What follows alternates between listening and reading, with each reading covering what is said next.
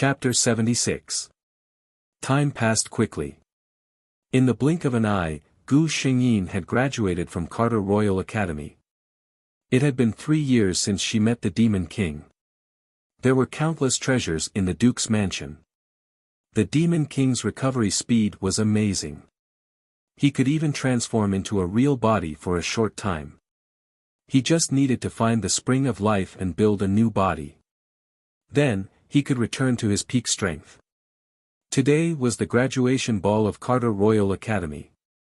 3 years was enough time for Veronica to grow from a young girl to a beauty that could cause the downfall of a city. She was the pearl of the empire. However, this beauty was too cold and arrogant. Her strength was too domineering.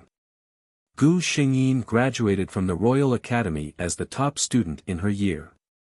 The Carter Royal Academy even made an exception to create a statue for her in the academy. This was an honor that only those who had made great contributions to the academy could enjoy. There was only one reason for Gu Xingyin's statue to appear here: her talent was amazing. A 16-year-old legendary swordswoman. No one doubted that this girl would become another sword saint of the Carter Empire. Gu Xingyin was not interested in dancing. Except for the opening dance, she had been sitting there the whole time. This was the 10th person she had refused. Gu Xingyin knew that some bored noble boys must be betting on who could ask her out. Nika. A pleasant male voice sounded. It was the second prince. The second prince, who was already an adult, was already a handsome man. He was wearing a white ceremonial robe that represented the royal family. The military uniform made his figure look even more tall and straight. It was unknown how many noble ladies' gazes were fixed on him. "You've broken the hearts of many men tonight," the second prince joked. Gu Xingyin glanced at him. There are also many girls who want to be the second prince's wife who are secretly sad. The second prince looked at Gu Xingyin, who was serious even when she was joking, and felt helpless. Then, "Beautiful Miss Roman, would you like to dance with me?" The second prince's expression was calm, but his expectant eyes betrayed his thoughts. Gu Xingyin shook her head. Sorry. In the beginning, she had also suspected that it was the second prince, but after so many times of approaching him, she did not smell the familiar lotus fragrance from the second prince, nor did she feel the feeling that made her heart beat faster from him. Since there wouldn't be any results, she shouldn't give him any hope. The second prince left with a gloomy look in his eyes. Gu Xingyin ate the fruit alone. Suddenly, the aura around her changed. A certain demon king was sitting beside her. "Are you crazy? Show yourself here!" Gu Xingyin shouted. Over the past 3 years, she and the demon king had gotten along rather well. Although the demon king she knew was a little thick-skinned, he wasn't as cruel and bloodthirsty as described in the plot. The Demon King would often teach her some swordsmanship or other things that had been lost on the continent. She was able to improve so quickly in 3 years because of the Demon King. The relationship between the two was like that of a teacher and a friend. In Gu Xingyin's heart, the Demon King was already someone she cared about. The Demon King coldly looked at the teenagers who were staring at Gu Xingyin. He casually replied, "Don't worry, these people won't be able to discover my existence." He really couldn't help it. His little girl was too charming, attracting too many wild bees and butterflies. Chapter 77. However, he did not know if it was because he had always acted too unreliable, but no matter what he said, Gu Xingyin only took it as a joke. Like now. The Demon King said, "So many little brats are thinking about you, how can I hold back?" Gu Xingyin's response was to ignore this sentence. The devil was a little angry. Heroine. A bright figure appeared in Gu Xingyin's vision. Joanna sat down beside her. Joanna had now grown into a young lady. She was tall and slender, and unlike Gu Xingyin's exquisite features, she had a beautiful face. She was like a blooming red plum, and there were many followers behind her. Joanna's attitude towards Gu Xingyin changed a lot since Gu Xingyin saved her from the demon beast 3 years ago. Although her words were still unforgiving, Gu Xingyin could feel Joanna's kindness towards him. Joanna looked at Gu Xingyin, who was leisurely eating fruit, with some envy. I really envy you. You are the only successor of the Duke's mansion. You will never have my troubles. Gu Xingyin understood why Joanna was sighing. She was the youngest daughter of the Minister of Finance. Although she was very spoiled at home, she was a child of a noble family. When necessary, she had to contribute her own strength to the family. For example, marriage. Joanna's eyes were a little lonely. My family has made a decision. If I can't win the heart of the second prince, next year, I will have to choose one of the noble sons to be my husband. Joanna of the Raymond family liked the second prince of the royal family. This was known in the noble circle of the empire. It was also an open secret that the second prince had been chasing after the heir of the White Rose family, Veronica Roman. Joanna Raymond and Veronica Roman were actually good friends, which made many people's jaws drop. Gu Xingyin thought for a long time and finally said, there are plenty of fish in the sea. Joanna, you have to be more optimistic. Maybe your destined knight is waiting for you not far away. Joanna burst into laughter. She looked at Veronica's serious look, and the melancholy in her heart suddenly disappeared. Although he didn't quite understand the meaning behind Veronica's words, it was obvious that she didn't take the second prince seriously. She even had some malicious thoughts in her heart. Second prince, look, you turned a blind eye to my sincerity. Now, your sincerity is nothing in Veronica's eyes. Is this what the priest meant by reincarnation? Gu Xingyin didn't understand why Qiao Anna seemed to be in a good mood in an instant, but it was a good thing. Veronica's eyes looked around aimlessly. Suddenly, her eyes stopped at one place and couldn't move away. It was a man with long black hair. His hair was loosely tied up with a silver ribbon. His facial features were not as deep as the people of the Cat Empire. Instead, they were soft and gentle. He was standing there chatting with someone with a gentle smile on his face. Gu Xingyin was familiar with that face. She could draw that face with her eyes closed. It was Ji Yu's face in the first world. Joanna saw that Gu Xingyin's expression wasn't right. She followed her gaze and showed a knowing smile. That's the army commander of the Sacred Alliance, Sir Lin Qi. He's a gentleman. Before she could finish, Gu Xingyin got up and walked over. Chapter 78. Joanna was a little dumbfounded. She had known Veronica for so many years, but she had never seen her so anxious. Could this be the legendary love at first sight? Gu Xingyin was so focused on looking for the person who looked exactly like Ji Yu that she didn't notice that the man she had forgotten had a dark expression on his face. Joanna felt a little cold for some reason. Gu Xingyin eagerly walked through the laughing crowd to look at the place where the man had appeared. Unfortunately, when she got there, it was already empty. Gu Xingyin felt lost. She turned to grab the hand of a noble lady and asked, where did the man who was standing here go? The one with black hair. The noble lady saw her and hurriedly bowed. After hearing her question, she chuckled and said, are you talking about Mr. Lin Qi? Someone was looking for him just now, and he left early. Gu Xingyin walked back in a daze. Joanna looked at her and teased, what's the matter? You didn't see him? Don't tell me you fell in love with him at first sight. She had just been joking. She hadn't expected Gu Xingyin to not deny it. Joanna was shocked. Are you serious? The nobles of the Carter Empire who are chasing you can line up outside the capital. You actually fell in love with an outsider. If this was known by Veronica's suitors, wouldn't they be extremely depressed?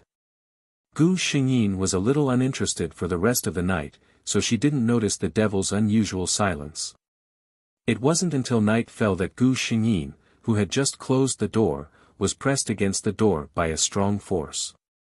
You. Gu Xingyin looked at the man who had imprisoned her with some surprise. The devil's expression was very bad, especially when he saw Gu Xingyin's confused look, which made him even angrier. Since he didn't know what to say, he had to take action. When the devil's kiss fell, Gu Xingyin was dizzy. What kind of development was this?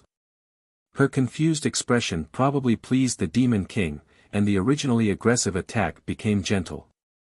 The Devil King gently rubbed Gu Xingyin's lips and patiently coaxed, "Be good, open your mouth." Gu Xingyin's dizzy mind became clear because of this sentence. She struggled with all her might. "Let go of me." The Devil King's expression became gloomy again because of her resistance. He restrained Gu Xingyin's waving hands and no longer held back. The tip of his tongue opened her teeth and went straight in, kissing her thoroughly. By the time he loosened his grip, Gu Xingyin was already weak all over. However, in the next second, a golden sword beam lit up in the darkness. Although the Demon King's movements were fast, his face was still cut by the sword beam. "If there's a next time, I'll slit your throat." Gu Xingyin looked at him coldly. The Demon King didn't care about her words at all. He just looked at her and said, "Don't look at other men like that. I can't help killing him." Hearing this, Gu Xingyin glanced at him and said, "Then I'll kill you too." The Demon King smiled gently. "That's good. I'm willing to die with you." Gu Xingyin thought, "Damn the symbiotic contract." The dispute in the evening ended when the Demon King couldn't maintain his body. After several days, Gu Xingyin didn't see him again. On this day, Qiao Anna brought a message to Gu Xingyin, saying that there would be a banquet to welcome the guests of the Sacred Alliance in a few days. Gu Xingyin certainly wouldn't let go of this opportunity. Chapter 79. That day, Gu Xingyin specially dressed up and came to the banquet hall. She was a little excited, hoping that Lin Qi was the lover she had been looking for. But on the other hand, she felt a little guilty when she thought of the man in the necklace. Shaking off the inexplicable thoughts in her mind, Gu Xingyin found Lin Qi standing on the balcony with a glass of wine. "Why are you here alone?" "Sir Lin Qi."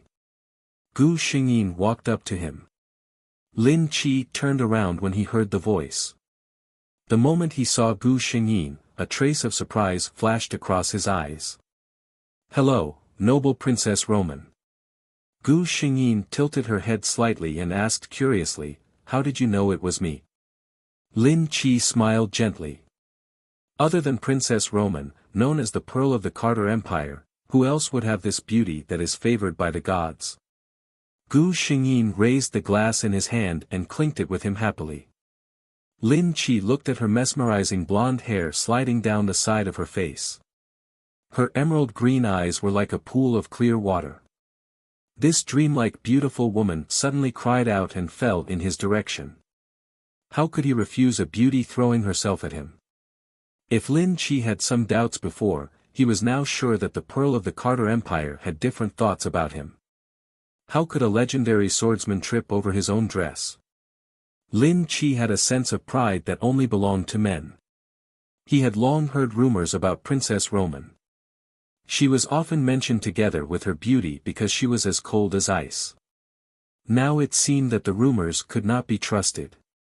However, Gu Xingyin was very disappointed. Without that familiar smell, he was not him. Before Lin Qi could say anything, she stood up and tidied up her skirt. "I'm really sorry, Sir Lin Qi. I was rude just now," Gu Xingyin apologized.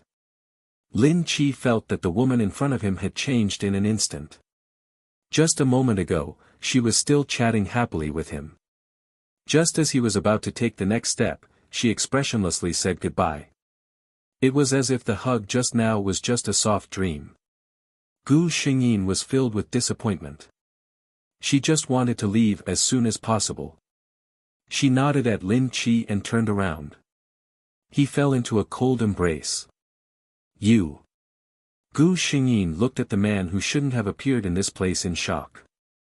"Darling, why didn't you tell me you were coming out?" The man held her waist and lowered his head to whisper in her ear, but his voice was loud enough for everyone to hear. Everyone's eyes were on the two of them. After all, Gu Xingyin's family background and appearance made her the center of attention wherever she went. And a certain demon king was the only one who could compare to Gu Xingyin in terms of appearance. When the two of them stood together, they would definitely make everyone else look like dust. "What do you want now?"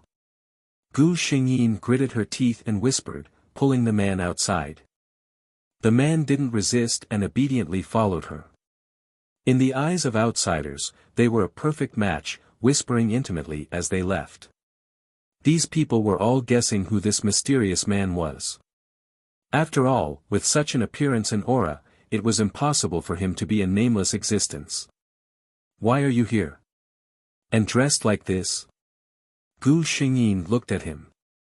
The Demon King said lazily, "My future wife is going to leave with someone else. How can I sit still?" Chapter 80. For the first time, Gu Xingyin looked at the man seriously. "I have a lover, really?" The Demon King didn't believe it. Since she was 13 years old, he had always been the one by her side. But her tone was so certain.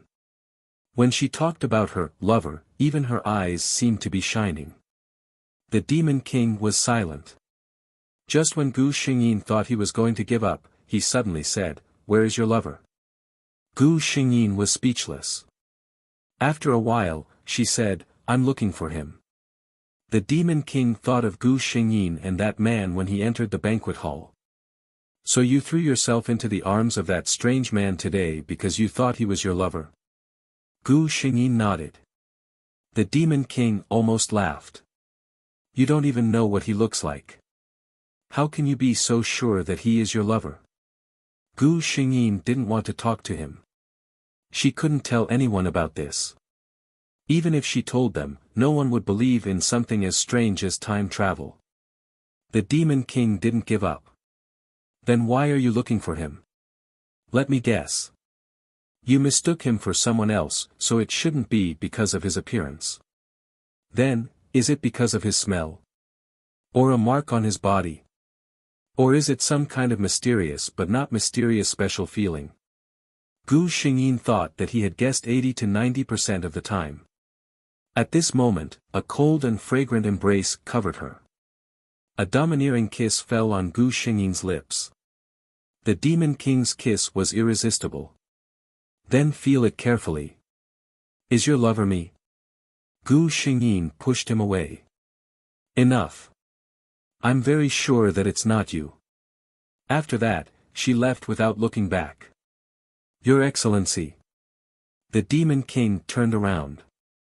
It was Eve, who looked surprised. Eve's life in the Duke's mansion was good. In the past 3 years, she had grown a lot taller and was a beautiful girl. "Is it really you?" Eve trotted over. "Have you recovered?" The Demon King shook his head. "It's only temporary." Eve looked at him. She had a lot to say, but she couldn't say a word. "You saw everything?" the Demon King suddenly asked. Eve nodded. She saw His Highness push him away, but His Highness didn't see it. When she turned to leave, the man's cynical smile disappeared, and his expression was so sad. "Then help me keep an eye on her," the man suddenly said. "What?" Eve was confused. "After a while, I'll be going out. Don't let other men get close to her while I'm away." Eve nodded. Gu Xingyin had been feeling strange for the past 2 days. She always felt that something was missing from her side. It was not until Qiao Anna mentioned what happened that day that she realized that the Devil King had not appeared for several days. Could it be that she was angry with him? Gu Xingyin couldn't help but shudder at the thought of an old monster who had lived for 10,000 years sulking. 2 days later, Gu Xingyin couldn't take it anymore. She decided to admit defeat first. However, no man appeared from the space ring. Gu Xingyin was keenly aware that something was wrong. She used her spiritual power and found that there was no trace of the man in the space ring. Did that man just leave quietly like that? Gu Xingyin didn't believe that the man would leave. However, after 1 or 2 days, 10 days, half a month, she was sure that the Devil King had really left. For some reason, Gu Xingyin, who should have been relieved, felt a little wronged. He left without even saying goodbye. Chapter 81.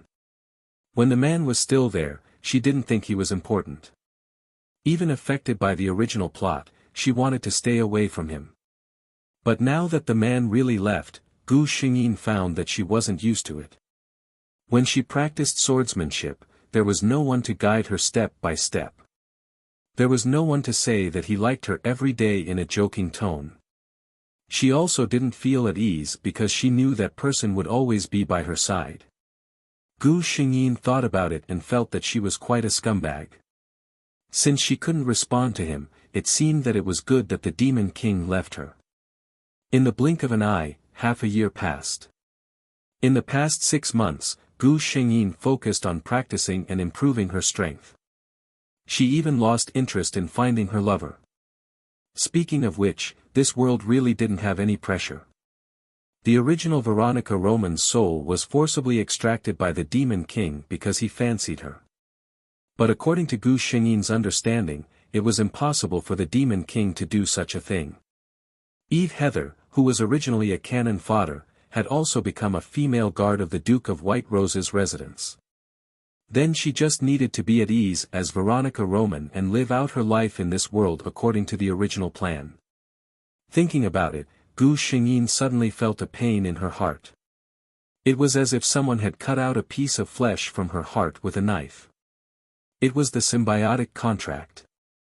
The moment she bent down, Gu Xingyin understood the source of the sudden pain, the symbiotic contract she signed with the Demon King. Then, this meant that the Demon King was in danger. Gu Xingyin almost immediately panicked. She closed her eyes and slowly felt the location of the Demon King. After a long time, Gu Xingyin opened her eyes. She found her destination, the Starlight Forest in the south of the Carter Empire. The elves, known for their beauty and fighting skills, lived there. Gu Xingyin thought for a moment and understood the Demon King's idea. He should want to get the spring of life that the elves had guarded for generations to reconstruct his body. The two of them had reached an agreement on this matter. When Gu Xingyin became a sword saint, they would go to the Starlight Forest to obtain the spring of life. She didn't expect that this man would go alone without saying a word. Gu Xingyin felt a little helpless, but she didn't delay. After reporting to her parents, she stepped on the road to the Starlight Forest. No matter what, she could not sit back and watch her man fall into danger. The Demon King's current situation was indeed not very good. After all, he was the Demon King who once reigned over the entire continent. Even though he no longer had his physical body, his realm was much higher than the current Elf King. Therefore, it was not difficult for him to sneak into the elf tribe's forbidden area. As long as he could find the spring of life and bathe in it for 7 days, with the strength of his soul, he would be able to grow a new body. However, he underestimated the power of the fountain of life. Perhaps, it should be said that he had overestimated the spirit body's endurance. In this secret technique, a lot of supplementary materials were needed to reconstruct the body. However, the Demon King had always thought highly of himself. He believed that those who needed these external materials were not strong enough, so he disdained them. Now, he suffered because of his arrogance. When the spring of life washed over him, the Demon King felt as if his soul was being roasted in a raging fire. The pain was indescribable. However, this wasn't a big deal. The crux of the matter was that the formation he had set up earlier to deceive others had shattered because of the soul fluctuations being too great. Almost all the elves felt the movement from the forbidden area. Chapter 82. The Elven King was instantly enraged. The Spring of Life had always been the Elven tribe's most important treasure. Even the Elven tribe could not easily enter its location. Now, an outsider had actually broken in and caused such a huge commotion. The Demon King felt the elf race's actions, but he couldn't say anything. He was at a critical moment, so he couldn't afford to make any mistakes. If the elf race attacked him, when the King of Elves arrived with his people, he saw a translucent figure sitting in the spring of life that was emitting a faint green glow. It was a spirit. The Elf King glanced at the spring of life and couldn't help but feel distressed. According to this loss, it would take decades to recover. He was about to order his subordinates to attack when the spirit in the spring suddenly said, "I came here by accident. As you can see, I'm already sitting here. If I come out now, you've already lost everything and can't make up for it. Why don't you let me stay here for 7 days? I can swear that when I come out, I'll tell you about the Tree of Life." When the words, "Tree of Life," came out, all the elves present became excited. The Elf King was no exception.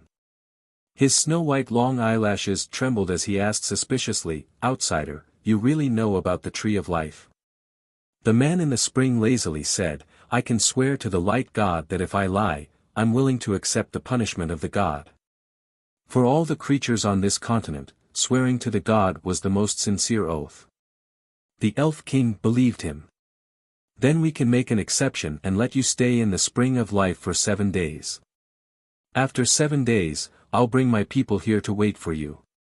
The Elf King finished and prepared to leave. At this moment, something strange happened. The originally calm spring of life suddenly trembled violently. The spirit in the spring had his eyes closed and was unaware of the situation around him. It was obvious that he had lost consciousness.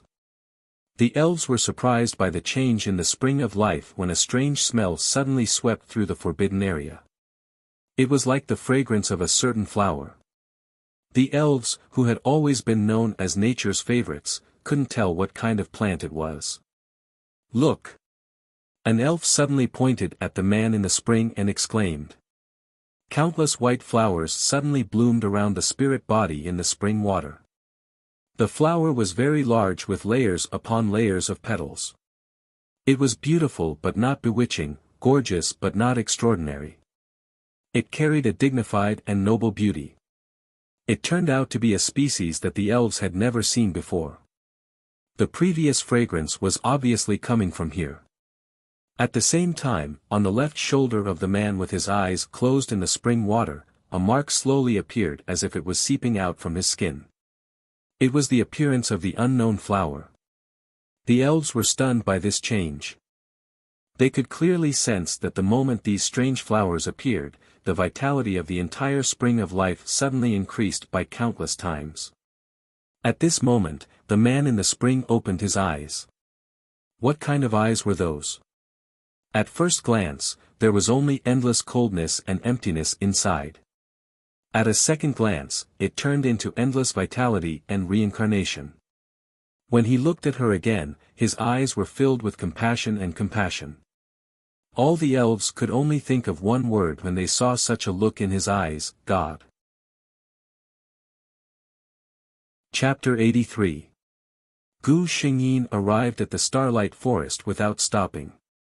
The closer she got, the stronger the symbiotic contract felt. Obviously, she was very close to the Demon King. However, ever since she felt the pain in her heart, she no longer felt this uncomfortable. Thinking about it, the Demon King's crisis had been resolved. After all, he was an old monster who had lived for tens of thousands of years. How could something happen to him so easily? However, thinking about it was just thinking. Without seeing him in person, Gu Xingyin was still worried. The Starlight Forest was full of danger. Although the elves loved nature, they were not very friendly to humans, especially those who trespassed into their territory. Just the endless monsters and plants in the forest were enough to stop the average person. However, Gu Xingyin, who had the system, obviously did not belong to the category of average person. It was already night. Gu Xingyin chose a safe place to rest for the night. She closed her eyes and chatted with the system. "System, do you think you will be reincarnated with me in this world?" The system, unable to find the target's information. Unable to answer the host's question. With Gu Xingyin as its host, the system had to say that it had gained a lot of knowledge. All kinds of things that had never happened before were now normal around Gu Xingyin. Gu Xingyin, I don't know why, but my desire to find him in this world is not that strong. Before she finished speaking, Gu Xingyin's face suddenly changed. She could feel that her dou qi in her body was increasing at a terrifying speed. It was completely out of her control. This was the power of the symbiotic contract. What did the Demon King do? How could it increase her strength so much? Gu Xingyin's mind gradually became absent-minded. Her spiritual energy was somewhat unable to control the speed of the dou qi in her body. If this continued, she did not know what would happen. Boom! Gu Xingyin felt something shatter. Her consciousness also fell into a deep sleep. At the same time, not far from here, in the elves' territory, the black-haired man opened his eyes. A dark light flashed across his eyes, and his figure moved, disappearing on the spot. As soon as Gu Xingyin regained her consciousness, she fell into a familiar lotus fragrance. She sniffled nostalgically and moved her head. Only then did she realize that she was in a familiar embrace. "You're awake." A deep voice with a smile sounded. The Demon King looked at the person in his arms who was rubbing against his chest like a Siamese cat. This voice? Gu Xingyin opened her eyes and saw a smiling face. Gu Xingyin blinked, then blinked again. That's right, this familiar face. Demon King. The man laughed and leaned over to kiss her on the cheek. You're not mistaken, my dear, it's me. Gu Xingyin sniffed. The smell was right. So, the lover she had been looking for was actually the Demon King? She looked at the man's neck. The Demon King was wearing a black robe. Gu Xingyin reached out her hand. Rip. Gu Xingyin never thought that the fabric would be so fragile. She looked at the man seriously and said expressionlessly, I'm sorry, I made a mistake. Although she said that, her eyes could not help but look below the man's neck.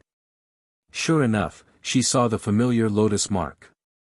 The man did not care whether she made a mistake or not. I didn't expect my dear to be so enthusiastic when you wake up. I can't neglect a beauty. A hot kiss immediately covered her mouth. Chapter 84. Because she had confirmed that he was her lover, Gu Xingyin did not refuse. Her acquiescence made the Demon King ecstatic. For a moment, the two of them were unable to restrain themselves. After the kiss, Gu Xingyin fell into the man's arms, gasping for breath. Her white skin was dyed red and her green eyes were soft like spring water. This appearance made the man almost unable to restrain himself. The Demon King kissed the treasure in his arms. What, you're not going to find your lover? He deliberately said. Gu Xingyin took the initiative to give her lover a kiss. You are my lover. Feeling the familiar hard thing on her thigh, Gu Xingyin secretly laughed, but her expression did not change. This man had always treated her so carefully. Even after confirming their relationship in the previous two worlds, no matter how hard he endured, he did not touch her before they got married.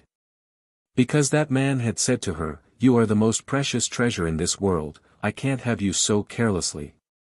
The Demon King kissed the top of her head and suddenly said, Feel the changes in your body. Gu Xingyin did as she was told. This. I actually broke through to Sword Saint. She was in disbelief. This was Sword Saint, the peak power of an empire. The Demon King said with a smile, I have reconstructed my body and my strength has returned to its peak. With the symbiotic contract, it is not strange for you to break through to Sword Saint. If it wasn't for the fact that you are too young and can't withstand another breakthrough, it would be more than this. His words were full of regret. Gu Xingyin did not know whether to laugh or cry. A 16-year-old Sword Saint expert, you can't be too greedy. The Demon King thought about it and agreed. In any case, he would always be by her side, so Sword Saint was enough. That's right, where is this? Gu Xingyin realized that she was in a strange place. This is the residence of the elves. The Demon King replied. Gu Xingyin was amazed as she looked around. The decorations here were not as gorgeous as the Duke's mansion, but in terms of delicacy, the Duke's mansion could not compare. Let's go, I'll take you to the elves' territory to have a look. The Demon King held Gu Xingyin's hand and walked outside. The elves were indeed a race favored by nature. The elves that Gu Xingyin saw along the way, regardless of whether they were male or female, old or young, were all rare beauties in the human world. However, Gu Xingyin always felt that it was very strange. When these elves saw the two of them, they all had expressions of awe and even worship. She was not narcissistic enough to think that these emotions were because of her. She voiced her doubts. The Demon King replied casually, about that, I only told them about the Tree of Life. You know, if you live longer, you will know more than others. He hid what happened to him in the spring of life. It wasn't that he was trying to hide it, but that even he was unable to explain the situation. Gu Xingyin's mouth twitched when she heard the Demon King's answer. However, she also understood why the elves were so friendly to them. The Tree of Life was the divine tree of the elves. It was said that every elf was born from the Tree of Life, and when the elves died, their souls would be taken away by the Tree of Life, waiting for their next rebirth. The Tree of Life of the elves suddenly disappeared thousands of years ago, which caused the elves to not have any new elves for thousands of years. Although a few thousand years was not a particularly long time for the long-lived elves, it was undeniable that without new blood, the elves would eventually die out one day. Chapter 85. There was a lively event in the White Rose Duke's mansion recently. Have you heard? Her Highness brought a man back from her training. Of course, I also saw him. TSK, he's really good looking. He's a good match for our Highness. I just don't know who he is. After all, our Highness is the next Duke of White Rose. His daughter went out for training and came back with a lover. Even though Duke Richard was mentally strong, he felt a little confused when he heard the news. The Duchess was very satisfied with the man her daughter brought back. The Devil King was handsome and knew how to please people. In less than a day, he coaxed the Duchess into smiling when she saw him. The Devil King knew people's hearts well and knew what countermeasures to take for each person. It took him less than half a day to win the Duchess' favor. And it took even less time to win the Duke's approval. The process was simple. He and Duke Richard had a fierce fight in the martial arts field of the Duke's mansion. The Devil King, who had won the approval of the Duke couple, did not slack off. He could not live in the Duke's mansion with his baby. Even if Gu Xingyin did not care, there would definitely be all kinds of rumors. He could not bear to let his baby be wronged. So, half a month later, the Emperor of the Carter Empire proudly announced to all his ministers that the Empire had one more sword saint expert and personally conferred him the title of Earl.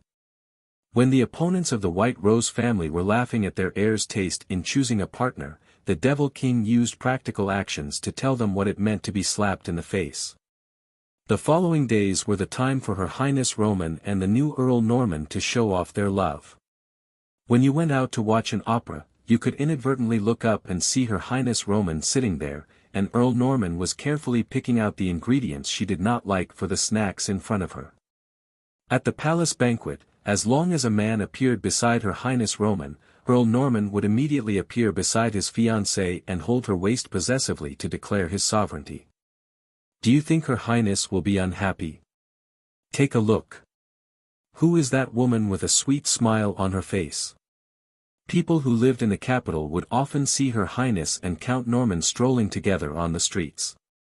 Because Her Highness did not like to be followed by servants, Count Norman, a noble count and sacred swordsman expert, would carry the trinkets that Her Highness took a fancy to along the way without complaint. This directly led to the unmarried ladies of the royal capital looking up to Count Norman when they were choosing their future husbands, leading to the birth of a batch of older, leftover women. As for the married ladies, they would complain to their husbands about how considerate and attentive Norman was to his fiancée. They were both women, but why was there such a huge difference between them?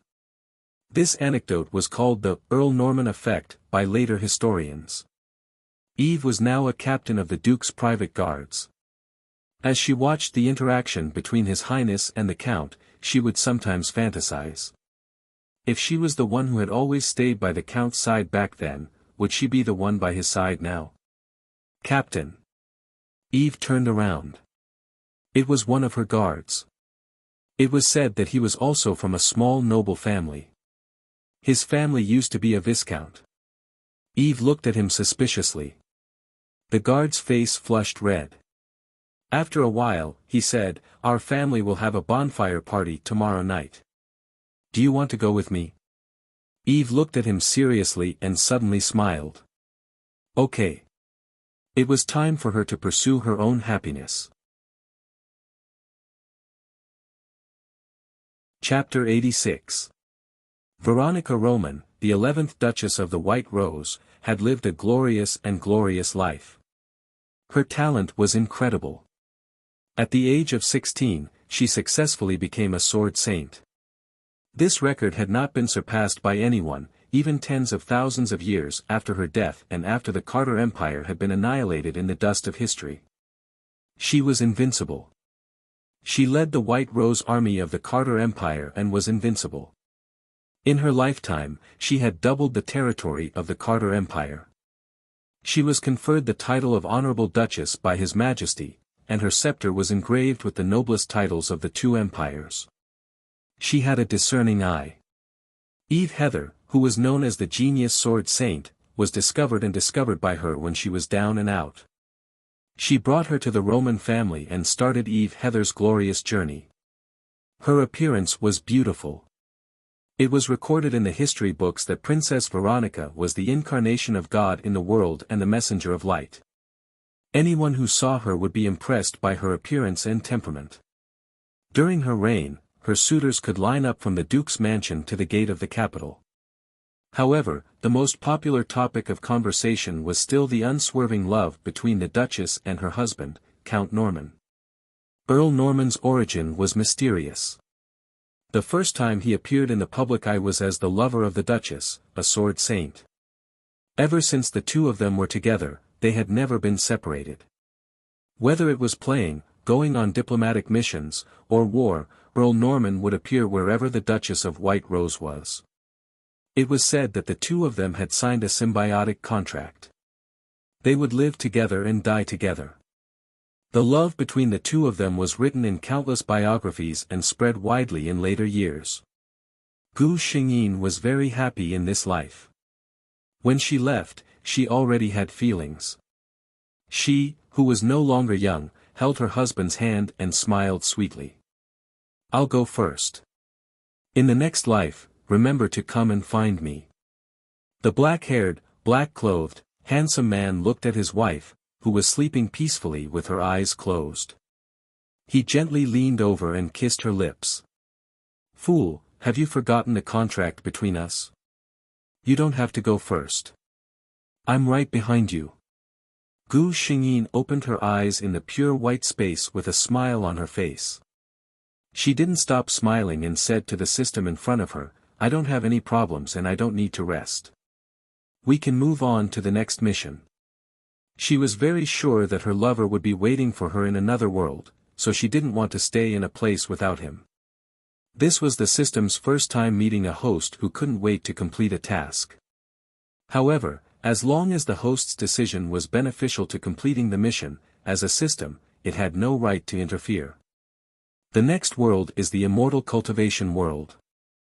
Host, please check the world's information. Gu Xingyin's vision turned black. After the familiar dizziness disappeared, she found herself kneeling in a large hall. She lowered her head and looked at her hand. It was thin and soft. It was obviously a little girl's hand. There were hundreds of children kneeling in the hall. They were dressed similarly to Gu Xingyin, and they all looked about 7 or 8 years old. "Since you're able to enter this hall today, you're disciples of my Starnet Sword sect. However, being able to enter this hall only proves that your foundation is suitable for cultivation. As for sword cultivation, the most important thing is the sword heart in your body. Now, let's start testing your sword heart. The level of your sword heart will determine how far you can go on the path of sword cultivation. Chapter 87. Gu Xingyin quietly knelt in the hall. Her face was calm, unlike other children. One by one, the children walked to the front and stood in a specific place. Gu Xingyin knew that there was a special formation there. When people stood in it, they would show different reactions. Lin Yisheng, Wood of the Five Elements, Level 3 Sword Heart. Can enter the outer sect. A misty green halo appeared in the formation, and the elder reported the level of his sword heart. Lan Yingyue, Water of the Five Elements, Level 5 Sword Heart. Can enter the inner sect. Gu Xingyin listened quietly as the elder reported the numbers one by one. In this world where the sword was revered, the sword heart determined whether a person could become a swordsman. At the same time, it determined how far a swordsman could go on the path of the sword. The sword heart was divided into 3 levels. The low-level sword heart was Level 1, Level 2, Level 3. The medium-level sword heart was Level 4, Level 6. The high-level sword heart was Level 7, Level 8, Level 9. The higher the level of the sword heart, the higher the talent in the path of the sword, and the higher the compatibility with the life-bound sword. However, although the sword was revered in the endless sky great world, only 1 in 10,000 people could become a swordsman with a sword heart. As the largest sword sect in the endless sky great world, the Starnet Sword sect standards for selecting disciples were naturally much higher than ordinary sections. At this moment, the hundreds of children in the hall had all passed the basic test, and all of them had a sword heart. At this moment, a girl not far from Gu Xingyin stood up. She attracted Gu Xingyin's attention. This girl was the target of Gu Xingyin's mission in this world. Bai Xinya was born in a middle-class family in the endless sky great world. Her mother was the concubine of that family's head, but she was rather doted on. Bai Xinya had lived a life of luxury since she was young. The biggest blow she had suffered was probably the Star Azura Sword sect's recruitment of new disciples this time. Bai Xinya, Water Element, Level 1 Sword Heart, can join the outer sect. Bai Xinya's eyes were wide open, as if she had never imagined that her sword heart was only at the first level. She seemed to be at a loss of what to do. Her big eyes were quickly filled with tears, making her look very lovable. The elder beside her seemed to have rarely encountered such a situation. Seeing Bai Xinya like this, the usually strict sword cultivator actually softened his voice, which was rare for him. He coaxed her, "Don't worry too much about it. As long as you cultivate diligently, it's not like there aren't any swordsmen who become strong in the end despite their low level of sword heart." Gu Xingyin found it a little strange. She asked doubtfully, "I already know the plot. Bai Xinya's talent is obviously very ordinary, and her looks are not peerless. Why would there be so many men willing to offer everything just to make her happy? Moreover, no matter how cold and ruthless a person is, there is no way to be fierce in front of her." The system was suspiciously silent for a moment, then replied, "Host, you may not know, but in this world, there is something called the White Lotus Halo." Before Gu Xingyin had time to be popularized as to what this White Lotus Halo was, she heard her name. Gu Weixin. She stood up slowly and walked to the center of the array with a calm expression. The elder in charge of the test also looked at her curiously. The children who were brought here were generally 7 or 8 years old. When they came for the test, they were either uneasy or eager to try. It was rare to see someone as calm as Gu Xingyin. Chapter 88. Gu Xingyin did not pay attention to what the elder was thinking. Her body was called Gu Weixin, and she was a direct descendant of a super family in the sky below great world. The children of these families always matured earlier than others, so no one would doubt her calmness. Moreover, no one knew Gu Weixin's aptitude better than Gu Xingyin. Icy Heart Clear, advance courageously. 10th level Ice Soul Sword Heart. As soon as the elder finished speaking, everyone in the hall, except for the children who were still in a daze, looked at Gu Xingyin in unison. In addition, there were several powerful spiritual senses from all over the star-gathering sword sect that descended on Gu Xingyin's body. The elder in charge of Gu Xingyin's test seemed very excited. He looked like he wanted to laugh, but his long years of expressionless face made his whole face somewhat distorted. He did not say where Gu Xingyin could be assigned, but let her stand alone on the other side to wait. Gu Xingyin still walked to the side with a calm expression. The elder looked at her and thought to himself that this girl probably did not understand what a 10th level sword heart represented. Otherwise, how could she be so calm? How could Gu Xingyin not know? The sword heart was divided into 10 levels, and the 10th level was the highest quality sword heart. This body's aptitude was the 1 in 10,000 10th level sword heart, and even rarer was the rarely seen Ice Soul Sword Heart.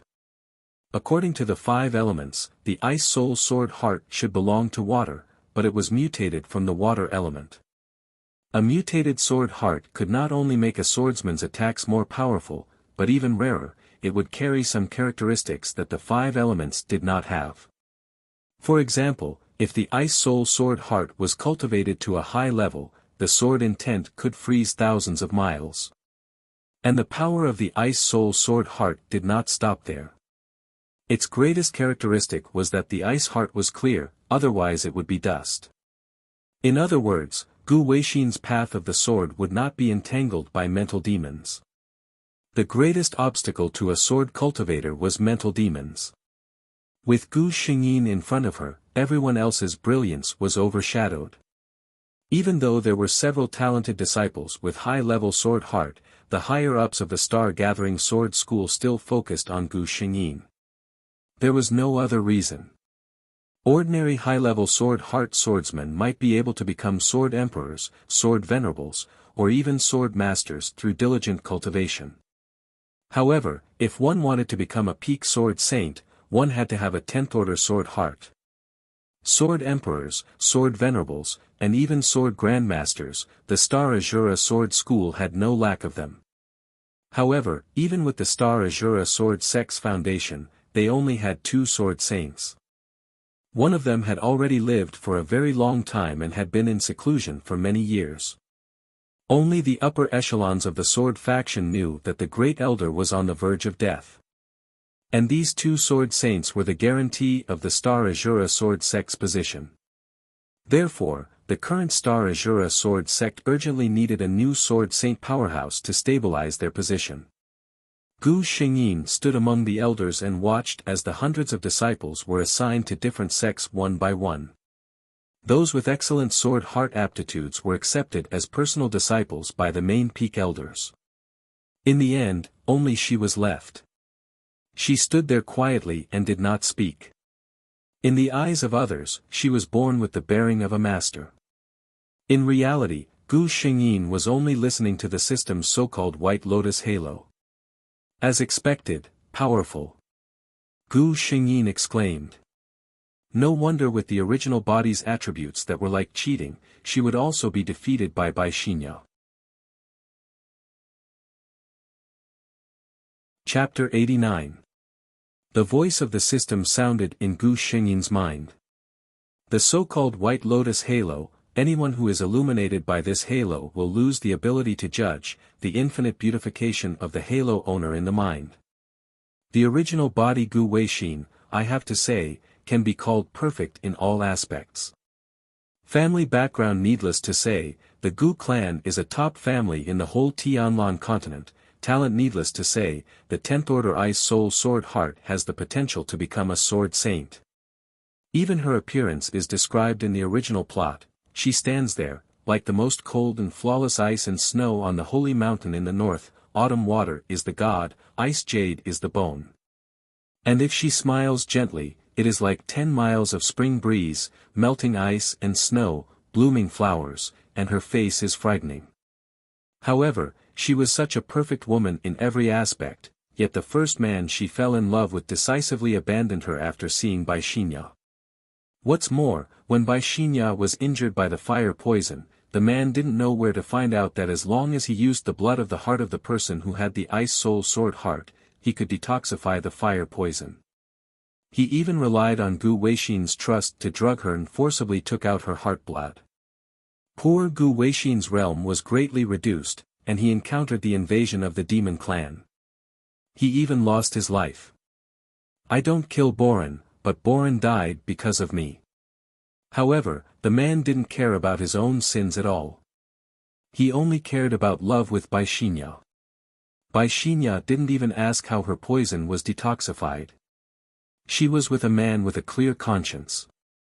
Gu Xingyin sneers, the fire poison is incurable except for the blood of the heart of the person who has the Ice Soul Sword heart. In the whole Tianlan continent, only Gu Weixin is the Ice Soul Sword heart. It's impossible to say that Bai Xinya doesn't know who saved her. However, she can ignore this question and never ask. Even when she learned about Gu Weixin's death, she didn't say anything. It's really a pure and flawless white lotus. While Gu Xingyin was absent-minded, all the elders in the hall were arguing over who to accept Gu Xingyin as their disciple. Who wouldn't want to take in a 10th-tier sword heart that was hard to come by in 10,000 years? However, before they could come to a conclusion, a message from the most distant and mysterious mountain of the Star Azura sword sect stopped the discussion. The elder ancestor who had been in seclusion for many years and no longer cared about worldly affairs actually came out of seclusion in person and said that he wanted to take Gu Xingyin as his disciple. With that ancestor taking action, the others naturally did not dare to have any objections. The Star Gathering Sword Sect Star River Sect Master personally led Gu Xingyin to the ancestors' Lingxiao Peak. Gu Xingyin was a little surprised. There was no such thing in the original plot. Gu Weixin was finally accepted as a personal disciple by Jinren Xinghe and became the first disciple of the Star Luo Sword Sect. If he became the disciple of the ancestor who had been in seclusion for many years, wouldn't his seniority be much higher than that of the leader? Gu Xingyin secretly hesitated. Thinking of the Devil King in the last world, he couldn't help but have another guess in his heart. Could it be that the legendary ancestor would be his lover? In this way, it makes sense that it's different from the original plot. Gu Xingyin couldn't help but have a little expectation in his heart. Lingxiao Peak was located in one of the most remote places in the Star Gathering Sword Sect. Few people came to disturb it on weekdays. The residence of the ancestor was on the top of the peak. In order to show his respect for the ancestor, Jinren Xinghe took Gu Xingyin step by step to the top of the peak. Chapter 90. Lingxiao Peak was 1,000 feet tall, and the distance from the foot of the mountain to the top was not short. However, just halfway up the mountain, Gu Xingyin could not hold on any longer. Although her natural aptitude was against the heavens, she was now only an 8-year-old child. Such a journey was too long for her. However, she did not have any slack or complaints. Jinren Xinghe looked at the little girl with a calm face and followed him to the top of the mountain without saying a word. Even though her forehead was covered with sweat, Gu Weixin never cried out for exhaustion and proposed to rest. Jinren Xinghe secretly praised her. Her aptitude was against the heavens, and her heart was tenacious. This girl was really a natural seedling for sword cultivation. At this moment, a crane cry came from the distant horizon. Gu Xingyin looked up and saw a beautiful white crane falling from the sky. At the same time, a voice like ice and jade colliding came from the red-crowned crane, "Come up." Gu Xingyin looked at the red-crowned crane with some novelty, but Jinren Xinghe respectfully saluted the crane, "I will obey the orders of the great ancestor." After that, he held Gu Xingyin in one hand, tapped his toes, and landed lightly on the back of the white crane. The white crane gave a long cry, spread its wings, and flew towards the top of the mountain. The two of them stood at the top of the mountain, and the white crane that had just supported them flashed with white light, turned into a light paper crane, and disappeared. Gu Xingyin. The world of cultivation is really magical. At this moment, Elder Xinghe, who was standing beside Gu Xingyin, suddenly changed his expression and became respectful. After a long while, Elder Xinghe suddenly turned to Gu Xingyin and said, "The great ancestor has been in seclusion for many years and does not want to see strangers. I will not accompany you to see him this time." He told Gu Xingyin where the great ancestor was and left. Gu Xingyin. If it was really the 8-year-old Gu Weixin, at this time, he must be nervous and scared, right? She walked towards the cave abode that Sage Xing he had pointed out. Without a doubt, she had obtained the approval of the owner of the cave. Those terrifying restrictions set up in the cave did not react to Gu Xingyin at all. Gu Xingyin observed her surroundings as she walked. If Shinren Xing he had not personally pointed the way, she would never have imagined that there was someone living in this place. There were no superfluous decorations in the cave, and the walls were bare. As she walked in, she saw a few simple futons on the ground. On the right, there was a large stone room with messy sword marks on the ground. Gu Xingyin only took one look at it, and she immediately felt a stinging pain in her eyes, as if her mind was being pricked by needles. She couldn't help but cry out in pain as cold sweat poured down like rain. "Calm your mind." The cold jade-like voice that was heard from the white crane appeared once again. At the same time, a hand was placed on Gu Xingyin's head. Gu Xingyin only felt that there was a cool air coming into her body from the hand on her head. The stinging pain was smoothed out one by one with this cool air and disappeared.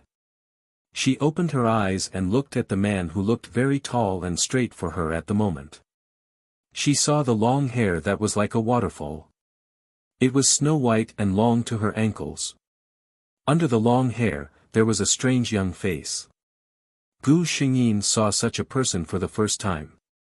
He had the face of 20 years old, but the eyes of 100 years old. Of course, his real age was definitely more than this number. This ice and snow man leaned over to Gu Xingyin and said, "Would you like to worship me as a teacher?"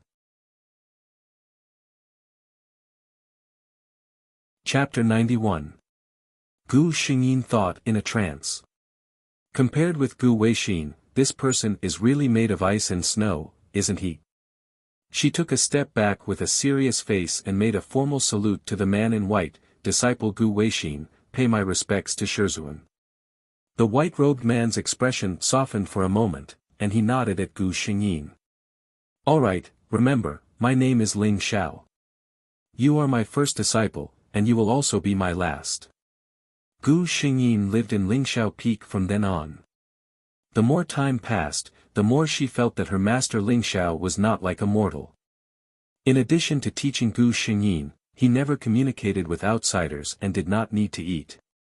Even this Lingxiao Peak, before Gu Xingyin's arrival, had not allowed outsiders to set foot on it for thousands of years. It's really hard to imagine what kind of life this person has lived. Doesn't he feel bored? Half a year after coming to Lingxiao Peak, Gu Xingyin finally asked this question. Venerable Lingxiao was stunned for a moment. He was a good master. He would try his best to answer his apprentice's questions. Looking at the clear eyes of his little disciple, Venerable Lingxiao frowned, thought for a moment, and replied, "Bored? The way of the sword is broad and profound. Even if I spend my whole life, I can't find out 1/10,000th of the way. How can I be bored?" Gu Xingyin was silent. Everyone said that the great-granduncle of Lingxiao Peak was as cold as snow. He was inhuman. He was born to be a cold-hearted person and a born sword practitioner. Gu Xingyin thought that he was not cold-hearted, but had given all his thoughts and feelings to the way of the sword. If he didn't know that his time was coming and needed to cultivate a new sword master for the Star Sword sect, Gu Xingyin was sure that he would never propose to accept himself as a disciple.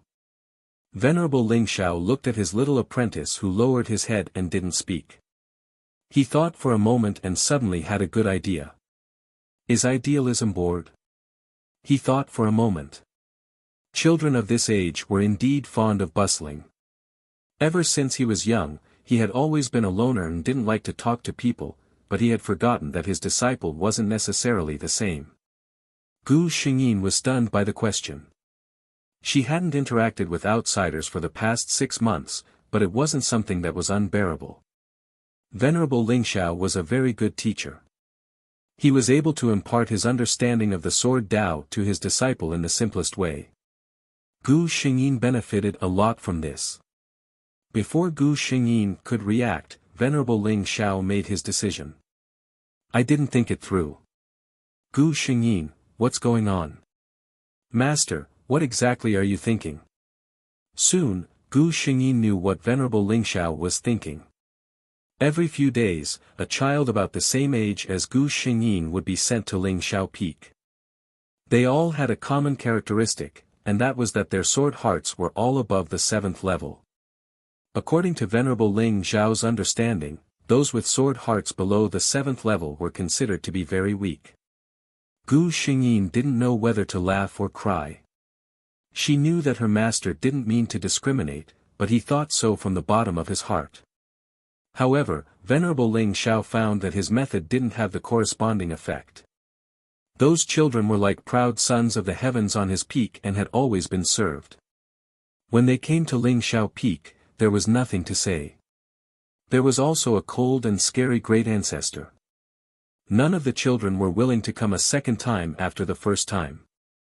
After Venerable Lingxiao was distressed for a while, he finally thought of a very suitable person. Chapter 92. When Gu Xingyin received a message from her master, she was practicing her swordsmanship on a flat area on Lingxiao Peak.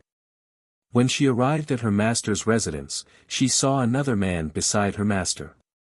This was the first time Gu Xingyin saw someone who could smile so naturally in front of her master. Only idealism, this is your. Venerable Lingxiao seemed to pause for a moment. You can call him senior brother. In the future, your senior brother will accompany you. The man turned around. Gu Xingyin would remember it for a long time. The man had his head lowered, and the fragrance of lotus flowers wafted over his face. His jade-like face was full of gentleness. You're called idealism, right? I'm Xuanke, your senior brother. Gu Xingyin's heart settled down amidst this fragrance. Xuanke. If her memory was correct, this Xuanke was the other sword saint expert of the stellar sword sect.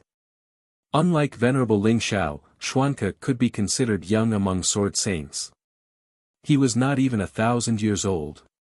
In terms of seniority, Xuanke was the last disciple of Venerable Lingxiao's senior brother, so it was natural for Gu Xingyin to call him senior brother. Let a sword saint expert play with her. Gu Xingyin felt that he was indeed worthy of being her master. In the entire endless sky great world, there were few people who could compare to him. Xuanke looked at the beautiful little girl looking at him with a sparkling face, and his heart could not help but soften a little. In the following days, Xuanke would come to Lingxiao Peak from time to time. Occasionally, he would give Gu Xingyin some pointers, but most of the time, he would bring her some trinkets from the outside world, or tell her some interesting stories about the stellar sword sect. 10 years passed just like that. The only thing that made Gu Xingyin somewhat helpless was that her lover in this life seemed to have always regarded her as a little girl who had not yet grown up. It could be seen that he did not have the slightest bit of romantic feelings for her. However, the future was long. A swordsman, especially a high-level swordsman, had a lifespan of thousands of years. They had enough time to spend together, didn't they? The aptitude of Gu Xingyin's body was indeed astonishing. In just 10 short years, she had gone from an ordinary person who had yet to cultivate to a sword emperor expert. An 18-year-old sword emperor. When Gu Xingyin entered the star-gathering sword sect, most of them were still at the level of swordsmen. A few talented ones had become sword masters. Bai Xinya, on the other hand, was still struggling at the swordsman level. Even Venerable Ling Xiao had once lamented that his disciple's aptitude was the best that he had ever seen in his life. Even he was inferior to O Yangming. You've basically mastered everything I can teach you. With your current realm, you can be considered a powerhouse in the entire Tianlan continent. Your sword Dao will have to depend on yourself in the future. After Venerable Ling Xiao said those words to Gu Shengyin and gave her a long sword that he had personally forged, he began a long period of seclusion. Gu Shengyin knew that her master had reached the end of his lifespan. If he couldn't make a breakthrough in his seclusion this time, master would probably never wake up again. Gu Shengyin asked the system, are there any medicinal pills or herbs that can prolong a person's life? After 10 years of being together, she had truly regarded this man as her master. The system thought for a moment before replying, in this world, there is a kind of heavenly treasure called the Taisui fungus. A 10-year Taisui could prolong one's life by 10 years, a 100-year Taisui could prolong one's life by 100 years, and a 1,000-year Taisui could prolong one's life by 1,000 years. However, in the original plot, there was only 1 century-old Taisui, which was consumed by Bai Xinya. Gu Shengyin made a mental note of it. Chapter 93. Senior brother, be careful. The delicate woman looked ahead with wide eyes. A man wearing the Star Net Sword Sect's inner sect uniform was fighting with a wolf-shaped monster.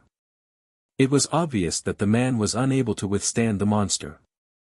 But even so, he was still struggling bitterly. He shouted to the woman in white standing at the side, "Junior sister Bai, quickly leave." Gu Shengyin's figure was hidden at the side. Seeing this scene, she seriously looked at Bai Xinya who was standing at the side motionlessly. Well, she was a beauty with average aptitude. She really couldn't figure out what charm she had to make so many men die for her. If it was just Bai Xinya, Gu Shengyin might have thought of letting her die in the mouth of the monster. But that man was a disciple of the Star Net Sword Sect. As a fellow disciple, she couldn't just stand by and watch. Zhao Shiming was an inner sect disciple of the Star Net Sword Sect. Today, he finally managed to ask his sweetheart out to relax, but he encountered the 4th-level monster, Howling Firmament Wolf. Seeing Bai Xinya's frightened face, Zhao Shiming only felt a sense of heroism in his heart. To be able to shelter a beauty like junior sister Bai from the wind and rain, that was what a real man should do. If Gu Shengyin could hear his thoughts, she would probably regret saving him. Bai Xinya saw that Zhao Shiming seemed to be unable to hold on and loudly asked her to leave. She thought that she would only be adding to senior brother's troubles if she stayed here. She might as well listen to senior brother and quickly leave to call for help. She was definitely not dragging out an ignoble existence. With that thought in mind, Bai Xinya became more and more confident. She turned and left, not even looking at Zhao Shiming. A dazzling sword light accompanied by ice and snow fell on the Howling Firmament Wolf's body. There was no struggle, no resistance, a one-hit kill. Not even a drop of blood splashed out. Gu Shengyin's sword chi directly froze the Howling Firmament Wolf. Zhao Shiming was stunned for a moment before he reacted. He bowed to Gu Shengyin. Star Gathering Sword Sect's Zhao Shiming, thanks senior for saving my life. He raised his head and glanced at Gu Shengyin. Then, he froze. How could there be such a woman in this world? As she stood there, it was as if the air in the entire place had become cold and refreshing. His gaze was too direct. Gu Shengyin glanced at him indifferently. Only then did Zhao Shiming regain his senses with a flushed face. He lowered his head and did not dare to look at Gu Shengyin again. At this time, Bai Xinya, who realized that things had taken a turn for the better, slowly walked up and bowed to Gu Shengyin. Junior Bai Xinya of the Stellar Sword Sect, thanks senior for saving my life. She then looked at Zhao Shiming, her eyes quickly filled with tears. Senior brother Zhao, thank goodness you're all right. Gu Shengyin did not look at her. Instead, she turned to Zhao Shiming and said, friends who can't share trials and tribulations with others in times of danger should keep their eyes open. After saying this, she did not care about the expressions of the two people. She turned into a sword light and disappeared in the blink of an eye. She had said what she needed to say. What Zhao Shiming would do was none of her business. Bai Xinya was secretly angry. Who was this unknown woman in white? Wasn't she trying to drive a wedge between her and senior brother Zhao by saying such words? When she thought of this, her face suddenly became teary. She looked at Zhao Shiming and said, "Senior Marshal Brother Zhao, I left earlier because I wanted to go to the sect to ask for help. I didn't want to escape alone." Zhao Shiming's expression kept changing. No one knew what he was thinking. Hearing Bai Xinya's words, he suddenly smiled affectionately and said, "Of course I believe that junior sister Bai is not such a person." Bai Xinya heard this and relaxed. She gently nestled in Zhao Shiming's arms and said carelessly, "I don't know why that senior said such heart-wrenching words. Could it be that I offended her in some way?" Zhao Shiming did not say anything. His eyes flashed coldly because of these words. Chapter 94. Gu Xingyin didn't tell anyone about her trip to Lingxiao Peak except for Xing He. The Starry Sword sect was in the north of the Tianlan continent, so she headed south. It was said that Tai Sui liked dark and humid places and usually appeared in the south. Finding Tai Sui was only one of her goals. Venerable Ling Xiao gave her a mission for this trip. She had to challenge 100 sword emperors. When Gu Xingyin heard Venerable Ling Xiao's words, she complained to the system in her heart, "Look, is this something a female martial artist should do?" The system didn't want to answer her. "Could you restrain your eager eyes a little when you said this?" Recently, a sword emperor had appeared in the Tianlan continent, and he was in the limelight. It was said that she came from the north, and no one knew her identity or her sect. It was said that she was very young, but no witnesses revealed the truth, so no one knew her exact age. What everyone was sure of was that she was a woman, and a very beautiful woman. A lot of people were interested in the topic of women, not to mention a beautiful and powerful woman. This sword emperor, who had never been heard of before, started from the Starry Sword sect in the north and issued letters of challenge to every famous sword emperor. Sword cultivators liked to fight, and it was a fair challenge, so no one would refuse. One battle after another attracted everyone's attention to this sword emperor. 10 battles, 10 victories. 15 battles, 14 victories. 30 battles, 26 victories. More and more people started to follow her, guessing which famous sword emperor she would challenge next. Where would her sword stop in the end? Gu Xingyin sat in a tavern wearing a cloak, listening to the people at the next table talking. "Did you hear? The Icy Heart Sword Emperor is going to challenge the Sword Emperor of the Huanhua Sword Sect." The Icy Heart Sword Emperor was the nickname Gu Xingyin that outsiders had given her. TCH. This news has spread everywhere. Who doesn't know about it? Then who do you think will win? I'm guessing it's the Iceheart Sword Monarch. Didn't you see how many sword monarchs she challenged and how many times did she lose? Not necessarily. The Clumsy Sword Emperor is one of the most powerful sword emperors in the Huanhua Sword Sect. How can those sword emperors compare with him? Open. Let's bet on which sword emperor will win the Battle of 1,000 Peaks. Place your bets. The location of the battle was set at the Battle of 1,000 Peaks, so everyone called it the Battle of 1,000 Peaks. I bet on the Clumsy Sword Emperor. I bet on the Iceheart Sword Monarch. After Gu Xingyin finished the last bite, she got up and walked to the person who opened the bet, and took out a storage pouch. 50,000 sword stones. I bet on the Iceheart Sword Monarch. There was a moment of silence. After Gu Xingyin left, the crowd was in an uproar. Rich people indeed.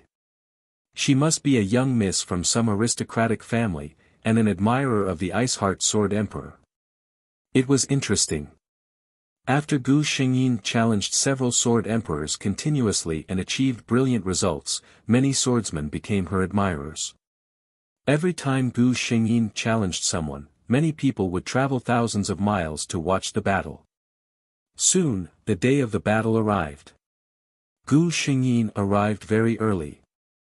She stood at the top of the 1,000 peaks, feeling the biting cold wind blowing on her body.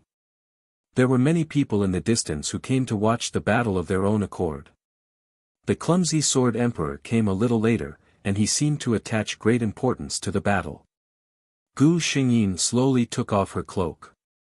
Although he was mentally prepared, the clumsy sword emperor was still surprised by Gu Xingyin's young age when he saw her. The younger generation will surpass us in time.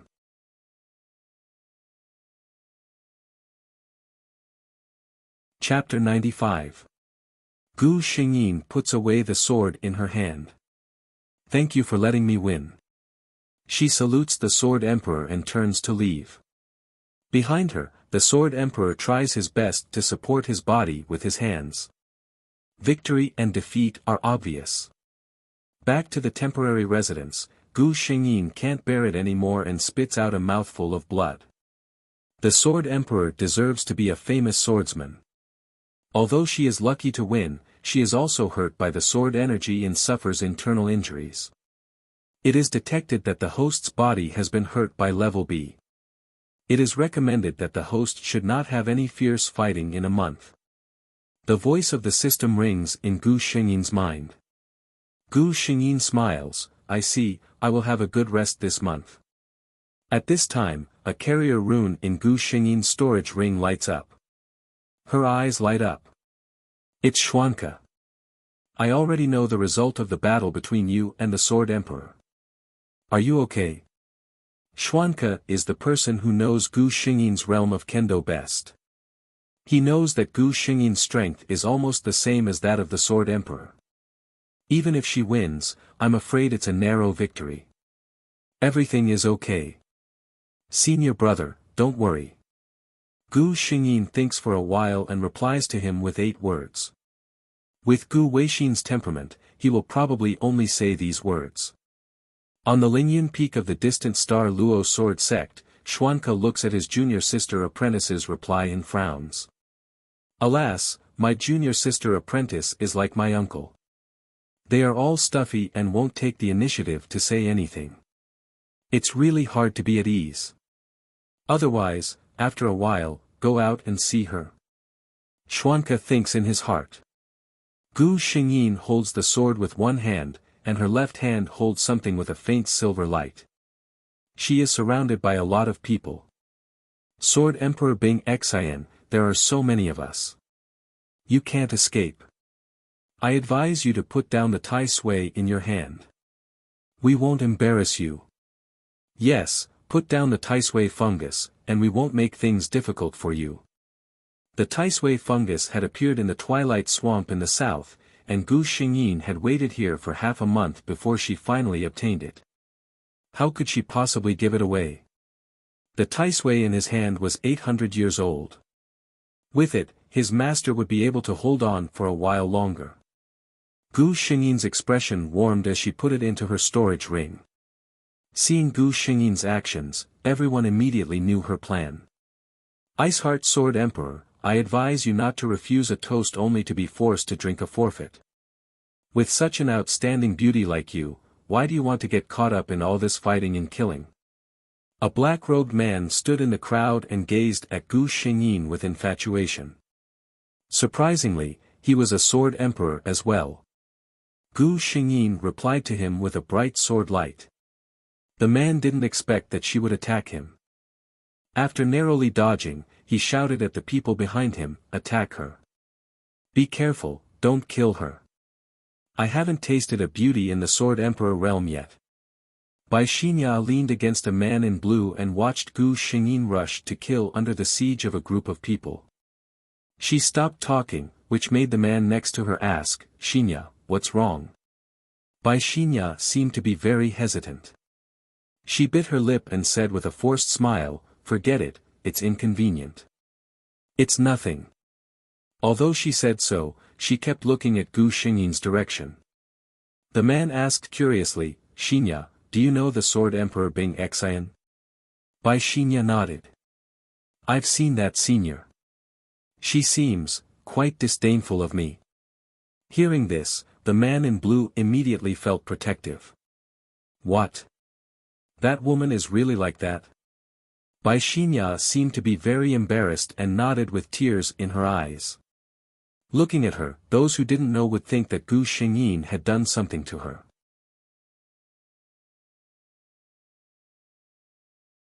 Chapter 96. In order to show off in front of the beauty, the man said proudly on the spot, "Xinya, don't worry. As the young master of Shitian Pavilion, I'm just a sword emperor without any sect. Let me take revenge for you." After that, he said to the old man who had been standing silently behind him, "Uncle Wan, doesn't that sword emperor Bing Xian have a Taisui? Go and help me snatch it. I want to give it to Xinya as a gift." Uncle Wan hesitated. "Young master, such a young sword emperor might have a powerful master behind her. We'd better not provoke her easily." Hearing this, the man in blue hesitated. But when he turned his head and saw Bai Xinya looking at him with admiration, his blood rushed to his head. If she really has a master, she would have reported it long ago. She must be just an unorthodox sword cultivator. "Uncle Wan, you don't have to worry too much. So what if she has a powerful background? Do you think our Shitian Pavilion is afraid of other people?" Uncle Wan sighed secretly. "Yes, sir." Gu Xingyin was already a little tired. Among the people besieging her, there were at least 3 sword emperors. If she was not careful, there would be another wound on her body. At this moment, a powerful aura locked on her. Gu Xingyin's heart trembled. He looked up and saw a grey-robed elder. "My young master wants the Taisui fungus in your hands. If it's convenient for you, my Shitian Pavilion can give you a generous compensation." Shitian Pavilion? Gu Xingyin looked over there. As expected, she saw Bai Xinya's figure. The young master of Shitian Pavilion, Shi Lufeng, was the scumbag Gu Xingyin fell in love with in the original plot. After Gu Xingyin came to this world, she had been practicing hard for 10 years. Naturally, she did not fall in love with Shi Lufeng in the original plot. She did not expect to meet him at this time. The pressure on the old man in grey was too strong. He was actually a sword venerable. But it was absolutely impossible for her to hand over the Taisui. Gu Xingyin said coldly, "The Taisui is very useful to me. You'd better give up this idea." When had the grey-robed old man ever been rejected in such a blatant manner? His expression darkened. Since that's the case, this old man will have to put in some effort. The aura of a sword venerable exploded in an instant, and the 3 sword emperors who were besieging Gu Xingyin retreated one after another. Gu Xingyin only felt an aura coming towards him. He couldn't suppress the injuries in his body for a moment, and he spat out a mouthful of blood. She raised the sword in her hand. The system shouted anxiously in Gu Xingyin's mind, "The host situation is not optimistic, please do not force yourself." Gu Xingyin said, "I specially found this Taisui for master. I don't know when it will appear again. You can't hand it over." Chi. Gu Xingyin only felt a chill as the long sword pierced through his body. She felt a little weak in her body. Using her hand to support her sword, she knelt on the ground. A hint of killing intent flashed in the eyes of the grey-robed old man. Since they had become enemies, such a person couldn't be left in the world. "How dare you?" An angry voice seemed to come from the sky. The grey-robed old man only felt a flash in front of his eyes, and his body was cold. A snow-white corner of clothes flashed past, and this was the last scene he saw. Xuanke didn't look at the grey-robed old man lying on the ground. He bent down and picked up Gu Xingyin. "Senior brother." Gu Xingyin only felt a warm aura surrounding her. The familiar feeling made her feel extremely at ease, and she fell asleep with ease.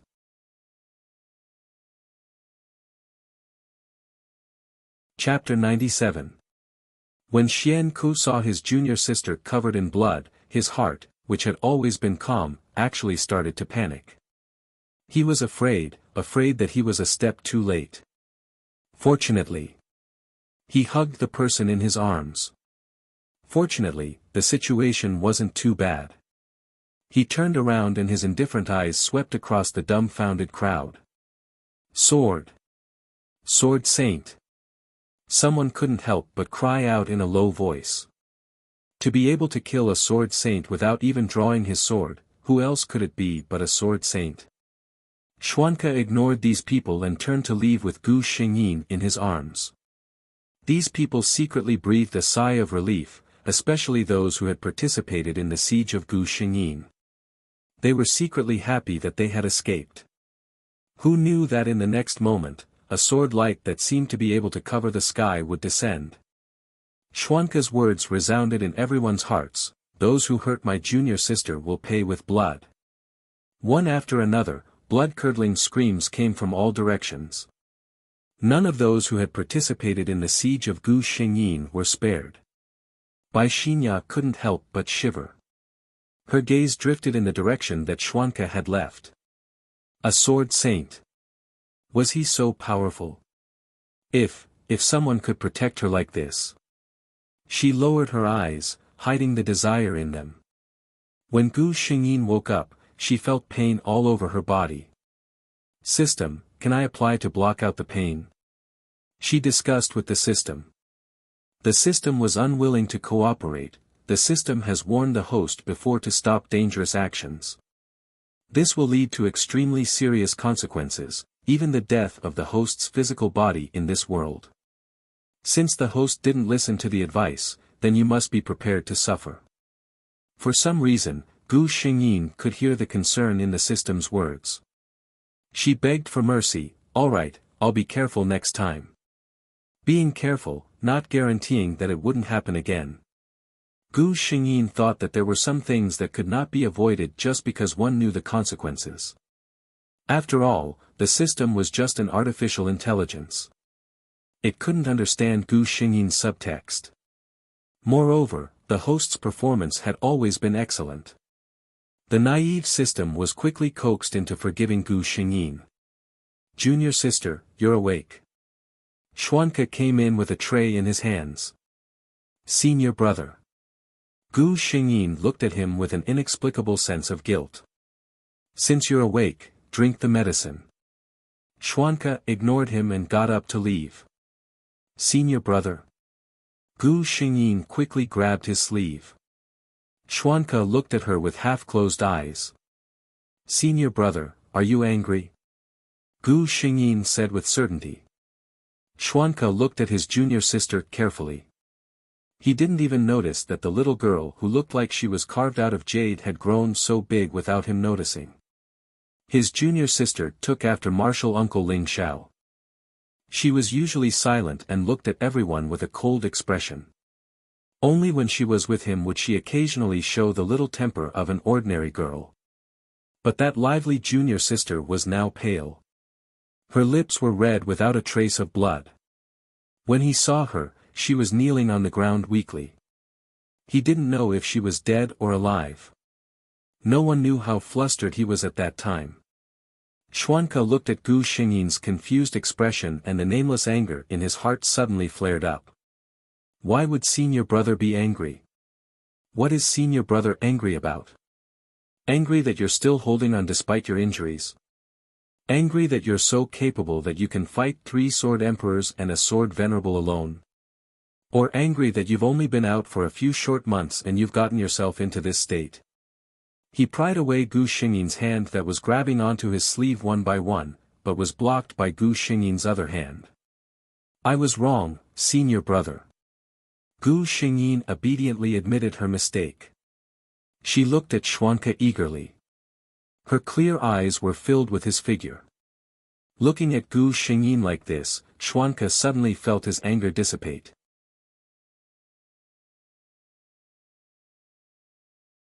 Chapter 98. Gu Xingyin stayed at Xuanca's Lingyun Peak for a long time. Xuanca didn't allow her to leave until all her injuries were healed. She took the time to go to Lingxiao Peak and gave the Taisui fungus to her master. Venerable Lingxiao just shook his head. My swordsmanship has reached the extreme. My only chance of survival is to make another breakthrough. Otherwise, I'll just struggle at death's door for a few hundred years. Gu Xingyin felt bitter in her heart. She smiled. With master's attainments in swordsmanship, you'll definitely make a breakthrough. Venerable Lingxiao looked at his only disciple with a gentle gaze. The only thing I'm worried about is you. However, I've already asked your senior brother to take care of you. He'll take good care of you. His words indicated that he was prepared for the worst. Gu Xingyin had been depressed since she returned from Lingxiao Peak. Xuanca knew that she was worried about martial uncle. Life and death are up to fate. Martial uncle has already accepted it. Junior sister, why do you have to be so stubborn? A swordsman must have the determination to face everything head-on. Gu Xingyin understood this logic. Although she could accept it rationally, she couldn't get used to it so quickly emotionally. After all, ever since she came to this world, Ling Xiao was her master and family. He had accompanied and taught her for 10 years. Xuanca also knew that other than his junior sister herself, no one else could do anything. Xuanca suggested that Gu Xingyin start teaching in the Stellar Sword sect. With her identity as a sword emperor, it was more than enough to teach ordinary swordsman disciples. Xuanca just wanted Gu Xingyin to find something to distract her. Since he mentioned it to the Star River sect master, it was naturally impossible for him to refuse. When Bai Xinya returned to her small courtyard, she happened to hear a few outer disciples who lived in the same courtyard talking. I heard that she's a sword emperor. In terms of seniority, she's our great grandmaster. When the female disciples saw Bai Xinya enter, they all stopped talking and did not say anything else. The atmosphere was a little awkward. Bai Xinya felt extremely wronged in the face of undisguised isolation. Her heart ached, and tears welled up in her eyes. Oh, don't you cry. One of the female disciples with a fiery temper said directly, if those inner sect senior brothers see this, they will definitely think that we bullied you again. This crime is not something that we, as mere outer sect disciples, can bear. Bai Xinya choked and held back the tears that were about to flow out of her eyes. Seeing that none of them had the intention to talk to her, she could only silently walk back to her room. Bah! Who are you pretending to be weak all day long? The woman who spoke earlier said disdainfully. Another female disciple said, don't those senior brothers like this type? They complain to each other. There were very few female swordsmen in the first place. Those who chose to become swordsmen were all determined people. Naturally, they didn't like Bai Xinya's tearful attitude. Moreover, they didn't treat Bai Xinya like this in the beginning. But later, they slowly realized that as long as they talked about something in the courtyard, the entire outer sect would know about it within a day. Later, when they found out that it was Bai Xinya's doing, they couldn't help but feel disgusted. When they found Bai Xinya, she was still looking at them with pure and innocent eyes. There's nothing that can't be told. Senior sisters, you didn't talk about anything bad. Their courtyard had become the joke of the outer sect.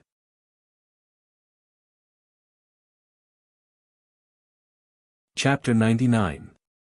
Starnet Sword Sect's Sword Discourse Hall. Zhao Ximing woke up very early today because he had heard the news a few days ago that a grandmaster would be teaching the disciples in the Sword Discourse Hall. Perhaps those who had taken an elder as their master wouldn't care about the teachings of a sword emperor. But for these inner sect disciples who hadn't taken a master yet, it was a rare opportunity. Not to mention those outer sect disciples with ordinary aptitude. However, although he had arrived early, when he arrived at the Sword Discourse Hall, he found that the best seats had already been occupied. It turned out that there were even more people who had arrived earlier than him. Zhao Ximing saw Bai Xinya in the crowd with a glance. Her seat was extremely close to the front.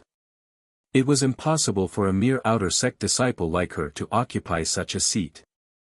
Zhao Ximing's eyes swept to the side, and as expected, he saw a male disciple dressed in inner sect disciple attire sitting beside Bai Xinya. Zhao Ximing recognized this person. He was among the inner sect disciples this year, a genius with an 8th-level sword heart. The two of them were intimate, and their relationship could be seen at a glance. Zhao Ximing smiled coldly. Since that day in the wilderness when he was reminded by that unknown senior, he began to secretly observe Bai Xinya. The more he knew, the colder his heart became. He also deeply felt that he was simply blind to be so devoted to Bai Xinya before. That woman was clearly dragging him along. While maintaining an intimate relationship with him, she even maintained an ambiguous relationship with several inner and outer sect disciples at the same time. He even saw an outer sect disciple who had been abandoned by Bai Xinya. After Bai Xinya realized that he was of no use to her, Bai Xinya's face immediately changed. That outer sect disciple was unwilling to give up and continued to pester her. He was directly beaten half to death by Bai Xinya's pursuers. During the entire process, Bai Xinya only hid behind others, pretending that she couldn't bear to see blood. She didn't open her mouth to plead for that outer sect disciple. This kind of woman wasn't weak and pitiful at all. She was clearly selfish and cold to the extreme. After that, Zhao Ximing distanced himself from Bai Xinya.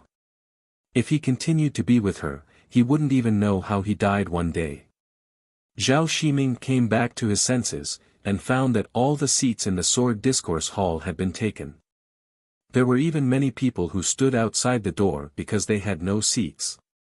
"She's here," he heard someone say. Zhao Ximing subconsciously looked up as if a cold fragrance had brushed past his body. He was stunned. It's actually her. Zhao Ximing recognized at a glance that the white-robed woman sitting at the head of the table was the senior who had saved his life in the wilderness that day. No one would forget a person like Gu Xingyin after a single glance. So, she was actually his great ancestor. Bai Xinya also recognized Gu Xingyin. Unlike Zhao Ximing's mixed feelings, when she saw Gu Xingyin, her heart was full of uneasiness and fear. This woman was actually her great ancestor. She felt uneasy in her heart. She had met her twice before. The first time, this great ancestor master had clearly expressed her dislike for her. The second time, she was standing with the people who had besieged her. Although it could be said that one who didn't know was not guilty, if this great ancestor were to label her as disrespectful to the elders of the sect, she, Bai Xinya, could only admit defeat. Gu Xingyin naturally also saw Bai Xinya. However, she only glanced at her briefly before moving her gaze away. As long as this woman didn't provoke her, Gu Xingyin, who only wanted to complete her mission, didn't have the extra effort to deal with her.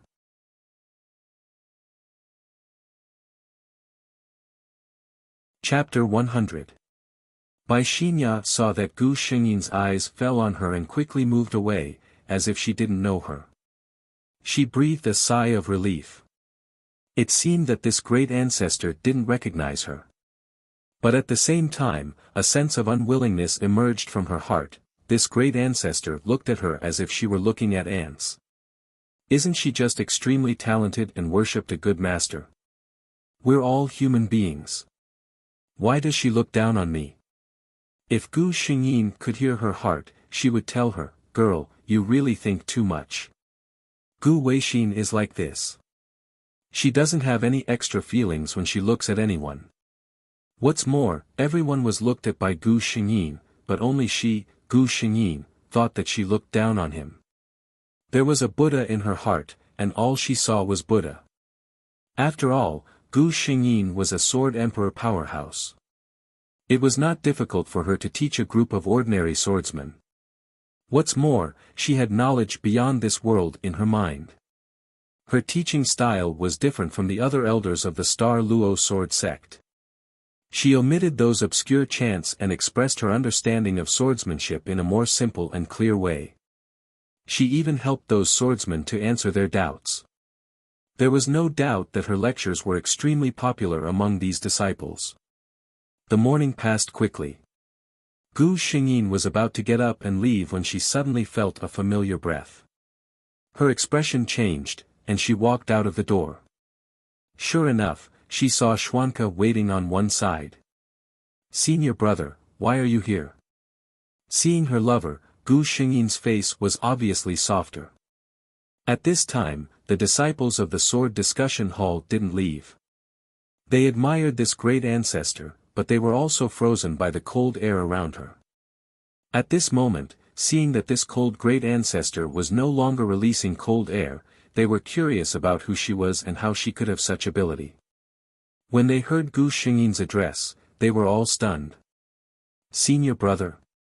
It was said that this martial ancestor had become the disciple of one of the two grand elders in the sect, the sword saint elder Ling Xiao.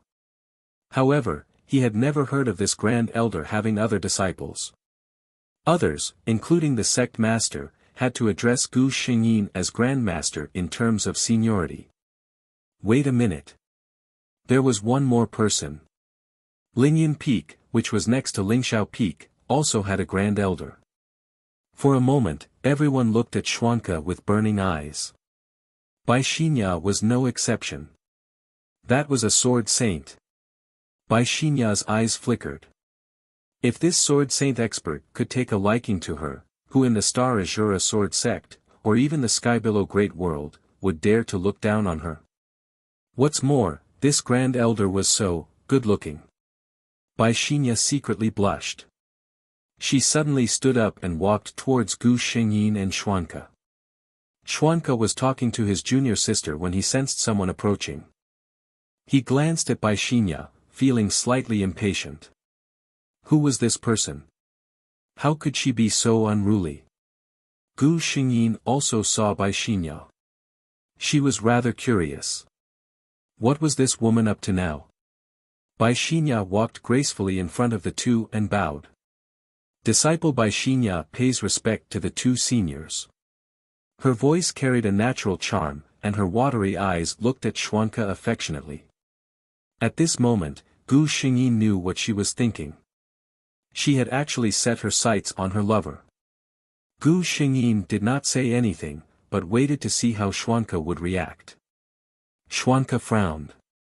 He felt that Bai Xinya's gaze was very strange, and felt a little guilty. This kind of thing should not be seen by his junior sister.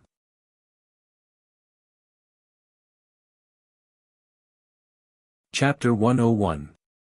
He looked at Bai Xinya's expectant eyes.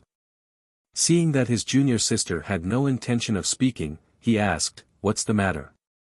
The smile on Bai Xinya's face became even more charming. She said shyly, "This disciple admires Senior's elegance, so I came to pay my respects to Senior." In her experience, when a man saw a beautiful girl admiring him, he would definitely be very proud. This grand elder would definitely be interested in her. Bai Xinya couldn't help but smile. However, Xuanke's next words made her smile freeze on her face. "Which peak are you from? You don't know the rules." Xuanke frowned. "You interrupted the conversation between your master and your elders because of this reason. Who is your master?" Bai Xinya's face turned pale. She didn't expect things to develop like this. She still wanted to say something, but the pressure from Xuanke's body made it hard for her to breathe. She could only respectfully lower her head and say, "This disciple is an outer sect disciple. Currently, I don't have a master." Xuanke nodded. "So you're an outer sect disciple. You lack guidance and don't know etiquette. I don't blame you." His words made Bai Xinya feel so ashamed that she wanted to die. Did he mean that she didn't have a good upbringing? Because Gu Xingyin hadn't left yet, the disciples in the sword discourse hall didn't get up. At this moment, their gazes all fell on Bai Xinya. Bai Xinya's figure was on the verge of collapse. She felt that everyone was laughing at her. Xuanke looked at her and frowned. This kind of behavior, was she a sword cultivator? He glanced at Gu Xingyin, who had a calm expression. Yes, junior sister is much better. He spread out his divine sense. Elder Xing Shi, who was in charge of the outer sect, was drinking tea in his room. When he heard Xuanca's voice, he was so scared that he almost choked. Come to the sword discourse hall quickly. He didn't have time to think about what had happened. Without saying a word, he put down the teacup in his hand and came to the sword discourse hall. Greetings, Venerable Ling Yun. Greetings, Junior Grand Uncle. Elder Xing Shi bowed to the two of them. Although Gu Xingyin's cultivation level was not as high as his, in terms of seniority, she was his martial grandaunt. Not to mention, the 18-year-old sword emperor. Elder Xing Shi clearly understood that it was only a matter of time before young martial granduncle became a sword venerable, or even a sword great master. In fact, it was extremely likely that he would enter the legendary realm. He was sincerely convinced by this salute. Xuanca said indifferently, "Are you in charge of the outer sect disciples? Although he's not your personal disciple, you should still teach him some etiquette and what he should and shouldn't do." Elder Xing Shi was confused. He glanced at Bai Xinya who was standing on the side. Although he didn't understand what had happened, he could guess that this disciple had angered the two people in front of him. No matter how he was going to deal with it, it was more important to apologize first. He hurriedly said, "It's my fault for being negligent in my management. Please forgive me, Junior Grand Uncle." Seeing enlightened Master Xing Shi's attitude, Xuanca didn't say much. He pulled Gu Xingyin and left. Elder Xing Shi respectfully watched the two of them leave. He looked at Bai Xinya who was standing on the side with an aggrieved face. His face was as gloomy as water. "Come with me." He pointed at a few outer sect disciples and said, "You guys, come with me. Tell me what happened." After the people involved left, the disciples who were still in the sword discourse hall burst into an uproar. They were discussing what had just happened. Zhao Ximing sneered and left.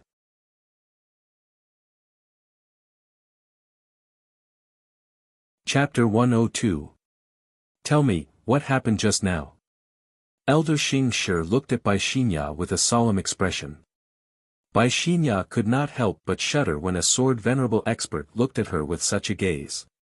She cowered and said, I just admire the elegance of the two martial granduncles and wanted to pay my respects." Elder Xing Shi looked at the two disciples beside him and said, "You two, tell me the whole story. Don't leave out a single word." The two disciples did not dare to hide anything. Elder Xing Shi waved his hand to let them leave.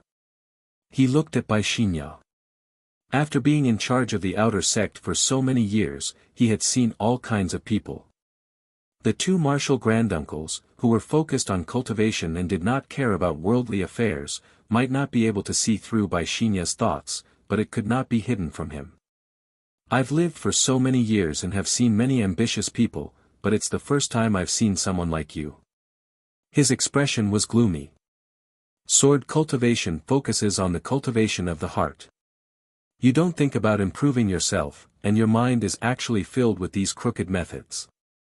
How can you make any progress on the path of the sword?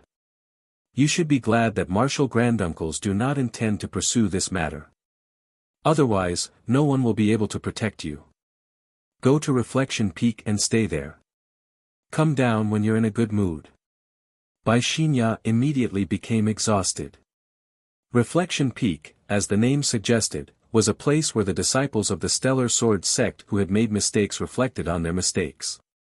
It was bone-chilling and desolate all year round. How could one live such a life? However, no one in the outer sect could change Elder Xing Shi's decision. Gu Xingyin had already returned to Lingyun Peak with Xuanca. Ever since she was injured, she had been staying at Lingyun Peak where Xuanca was at.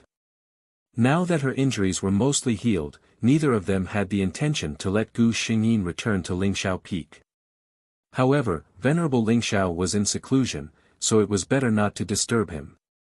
"Junior sister, why do you keep looking at me?" Xuanca was a little puzzled. Ever since the two of them left the Sword Discourse Hall, his junior sister had been looking at him with a strange expression. Gu Xingyin suddenly had a mischievous thought. I see that senior brother's face is like jade, your figure is like an orchid, and you are as graceful as an immortal. You can't blame that female disciple for having thoughts about you. Xuanke had never been tormented or teased by anyone before, so he actually blushed for a moment. Junior martial sister, don't talk nonsense. The system was also looking at Gu Xingyin curiously. It seemed that with the completion of one mission after another, the host's personality seemed to have become more lively. Gu Xingyin suddenly smiled. Xuanke looked up and saw this smile. He always knew that his junior sister was beautiful, but he never thought that his junior sister's smile would be so beautiful. It was as if a beam of light had suddenly broken through the darkness, stunning and dazzling. He inexplicably felt that his heart was beating a little faster when he saw this smile. Senior brother, you're so handsome. It's normal for girls to admire you. Senior brother, don't be shy. Xuanke didn't answer Gu Xingyin. He looked at his junior sister's smiling face and suddenly asked an inexplicable question. The junior sister's color is better than that of senior brother, and there will be many people who admire junior sister. Gu Xingyin is stuck for a while. Gu Weixin's appearance is really beautiful, but it's too high to reach. There must be people who admire her, but no one dares to say it. Xuanke took her silence as acquiescence. For a moment, he was so upset that he blurted out, sword is important. Junior sister is still young. Don't be distracted by this kind of thing.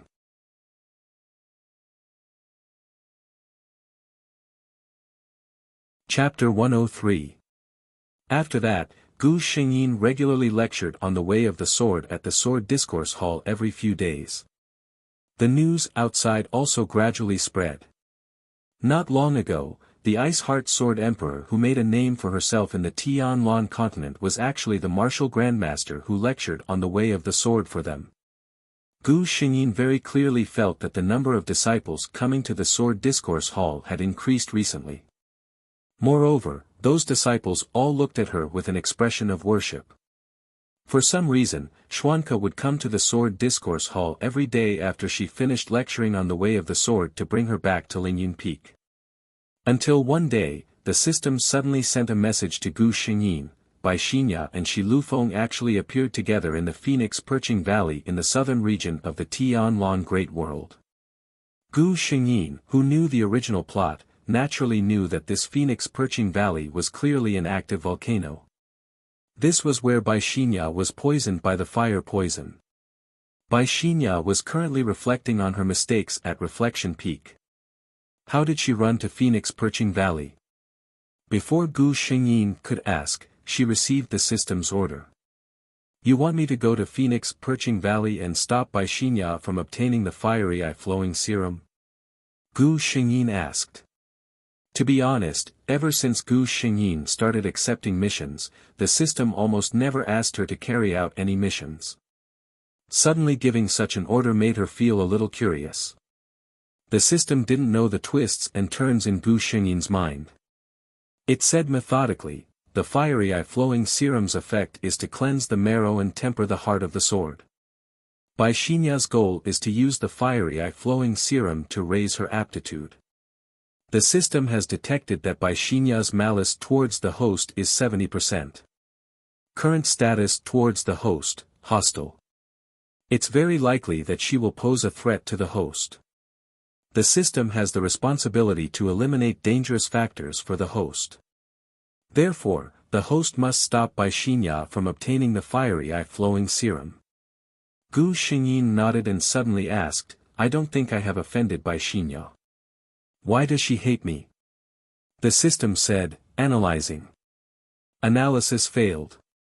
The human heart is too complicated, the system cannot analyze Bai Xinya's psychological changes. Gu Xingyin, listening to the system's serious answer, I suddenly feel like laughing. Since there was a mission, Gu Xingyin naturally had to complete it. She went to Xuanke's residence and told him the purpose of her visit. You want to go to the Phoenix Perching Valley? Xuanke frowned. It's hot there all year round and not a single blade of grass grows there. What's there to see? I've had some enlightenment during this period of time, and I'm about to go into seclusion for a period of time. Why don't I go with you in a few days? Gu Xingyin thought to herself, by the time you come out of seclusion, the fiery eye-flowing serum would already be in Bai Xinya's hands. She shook her head, Senior brother, I'm just bored and want to go out for a walk. Don't worry, I promise I won't go out and cause trouble this time. I'm a sword cultivator at the Sword Emperor realm after all. I have the ability to protect myself. Xuanke had no choice but to say, then you have to be safe. If there's anything, you must contact me immediately. Gu Xingyin nodded. She was about to leave when Xuanke suddenly called out to her. Seeing his junior sister looking at him with some doubt, Xuanke only felt his face heat up slightly. Junior sister, you're inexperienced in the world. Don't be deceived by others outside. Especially when I heard that many men will use flowery words to coax beautiful women. Gu Xingyin heard this and could not maintain her facial expression for a moment. She burst out laughing. I know, senior brother. Don't worry, I won't even look at those who aren't as good looking as you.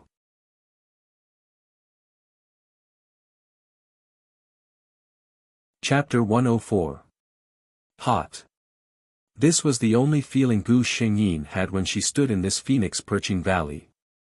As the Sword Emperor, she should be immune to both heat and cold. But in this place, she still felt the shocking heat.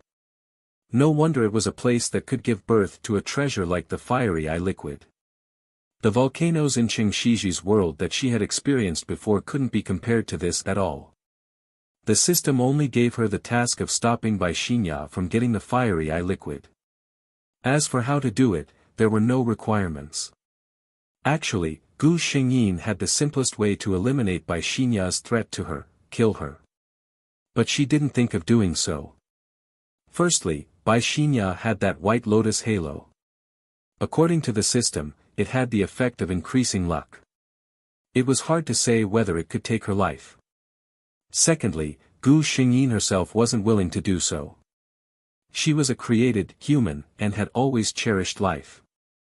If Bai Xinya didn't really do anything to her, she couldn't indulge herself to kill someone who only had evil intentions towards her.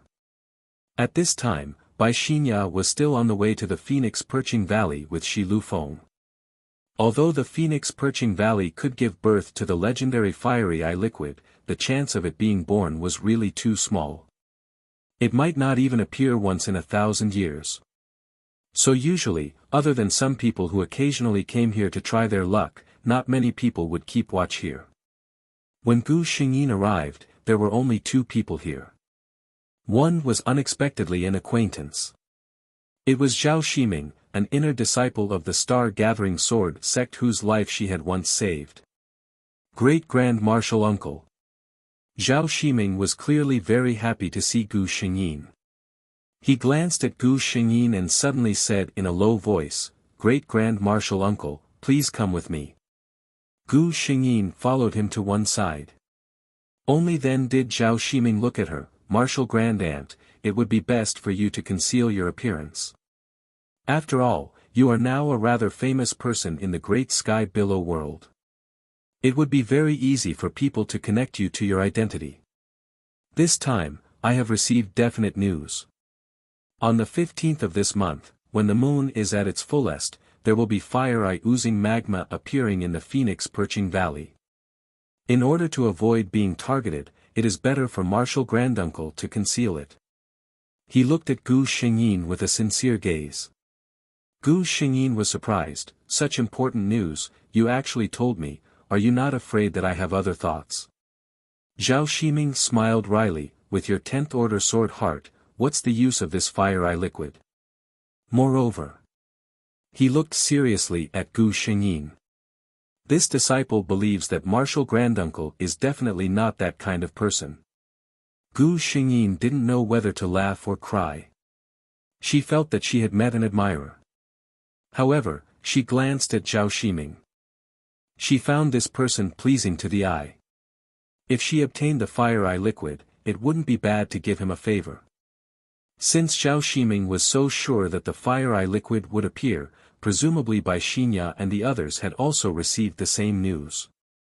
In the next few days, Gu Xingyin and Zhao Ximing quietly waited for the arrival of the 15th. Occasionally, they would send a message to Xuanke, indicating that they were all well. Soon, Bai Xinya and Shi Lufeng arrived.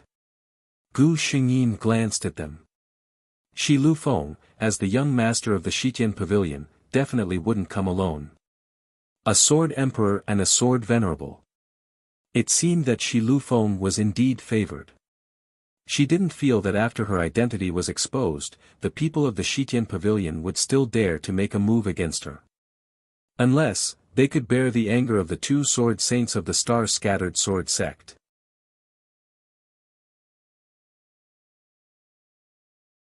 Chapter 105. Bai Xinya also saw Zhao Ximing. She was a little uneasy, afraid that Zhao Ximing would come to her. Since catching up with Shi Lufeng, she has been alienated from Zhao Ximing and others. Of course, she doesn't think it's because Shi Lufeng's temper is too overbearing, but she feels that she has found true love. In fact, she thinks too much. Zhao Ximing doesn't mean to pay attention to her at all. Instead, Bai Xinya looks at Gu Xingyin. Because of the cloak, she didn't recognize who Gu Xingyin is. Looking at Zhao Ximing's attentive appearance to her, she thought it was his new love. Thinking of this possibility, she was unhappy again. She felt that she thought she treated Zhao Ximing with sincerity. Unexpectedly, she found a new person so quickly, which made her feel betrayed. She completely forgot that there was a Shi Lufeng standing beside her. The more Bai Xinya thought about it, the more unwilling she felt. She got up and walked to Zhao Ximing. "Brother Zhao, long time no see." Zhao Ximing nodded coldly. That Shi Lufeng stood beside Bai Xinya, just like a flower protector. Looking at Zhao Ximing's expression is very alert. Gu Xingyin is suddenly curious. What happened to the original body Gu Weixin? She gave up so many excellent pursuers and looked at Shi Lufeng in this man. "Brother Zhao, are you here for the fire eye?" As soon as Bai Xinya said this, the eyes around all looked over. Zhao Ximing once again scolded himself for being blind at the beginning. He actually liked such a brainless woman. Can such words be said casually?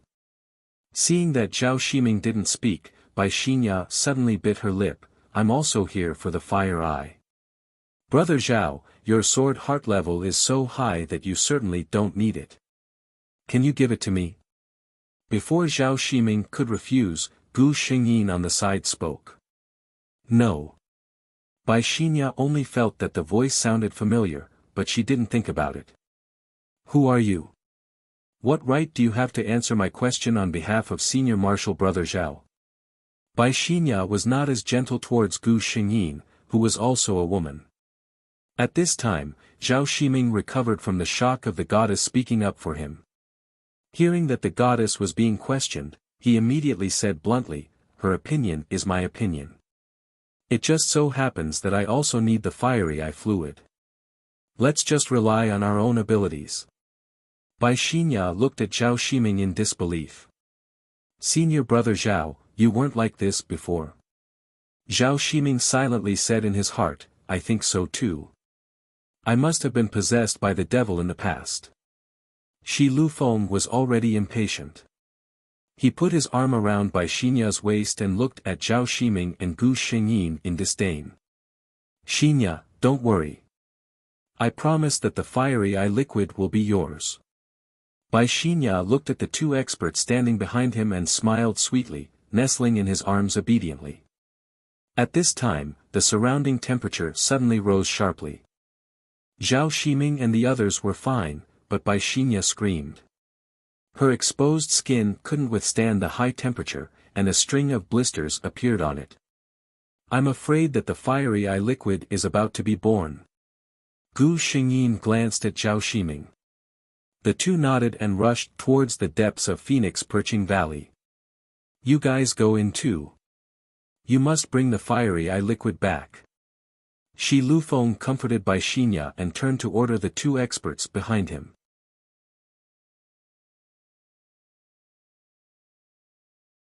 Chapter 106. Gu Xingyin and Zhao Ximing were the first to act. The system was confident, "Host, don't worry. Under the same conditions, your chances of obtaining the treasure are higher than anyone else." The saying that the protagonist is favored by the laws of the world is not without reason. The truth was just as the system had said. While the others were still fretting over whether or not the magma had appeared, Zhao Ximing had already followed Gu Xingyin all the way to the place where the magma was flowing out of the Eye of Fire. Zhao Ximing said joyfully, "Rumor has it that the fire eye flowing lava is extremely hard to find. Normally, it would take 10 days to half a month to find it. I didn't think that our luck would be so good this time, to actually obtain this item on the first day." Gu Xingyin could only maintain her smile. Zhao Ximing carefully took out a palm-sized white jade bottle. Gu Xingyin could tell at a glance that this was made of cold jade. It seemed that Zhao Ximing had made a lot of preparations for this fire eye flowing lava. The entire pool of fiery eye liquid was actually completely filled by this small bottle that was no more than an inch long. Zhao Ximing carefully put away the bottle. After hesitating, he said to Gu Xingyin, "Elder, this fire eye flowing lava." Gu Xingyin had already opened her mouth to interrupt him. "I have no use for this fire eye flowing lava, you can keep it." Zhao Ximing was a bit ashamed. He originally planned to ask Gu Xingyin to see if she could give this to him. After all, one portion of fire eye flowing lava could only be used by one person. He really needed this item. He didn't think that she had the idea to give it to him from the start. Gu Xingxing knew what he was thinking from his appearance. She said, "I originally came here to see the legendary scenery of the Phoenix Perching Valley. Encountering the fire eye flowing lava was just a coincidence. You don't have to feel guilty." Seeing this, Zhao Ximing didn't say anything else. He solemnly bowed towards Gu Xingyin, "Disciple thanks Grand Marshal Uncle for his kindness. If there is a chance in the future, disciple will do his best to repay." Gu Xingyin didn't take this promise seriously, but Zhao Ximing remembered it in his heart. "Now that everyone is looking for the fiery eye liquid, let's leave this place quickly. It's only been a day. No one will believe that we've already obtained something," Gu Xingyin said. Zhao Ximing nodded. Sure enough, when the two of them arrived at the exit of the Phoenix Perching Valley, they saw the forces of the Washing Heavens Pavilion guarding there. It seemed that they had already planned to forcefully seize the fiery eye flowing plasma even if they didn't find it. "Junior sister, I wonder why Master called us back in such a hurry." "That's right. It wasn't easy for us to wait for the flowing flame plasma to appear. Who would have thought that before we even started looking for it, it would already be discovered by a sect?" When the guard at the door saw the two of them in a hurry, it seemed like they really did have something urgent to attend to. In addition, the fiery eye lava had just appeared, so it was impossible for it to be found so quickly. He didn't question them in detail and just let them go. Gu Xingyin heaved a sigh of relief. Although she was not afraid of a fight, it would inevitably delay time. If she attracted the attention of the venerable sword master, it would not be so easy to escape. "I'm preparing to return to the sect and go into seclusion. I wonder if Great Grand Marshal Uncle is all right." Gu Xingyin's mission was already completed. She nodded, "I'm also preparing to return to the sect." The two of them didn't delay. Almost as soon as they returned to the sect, they heard the bounty issued by the Washing Heavens Pavilion. Whoever could cure the fire poison, the Washing Heavens Pavilion would treat them with a position of worship. Gu Xingyin understood. It seemed that Bai Xinya still couldn't avoid the original plot.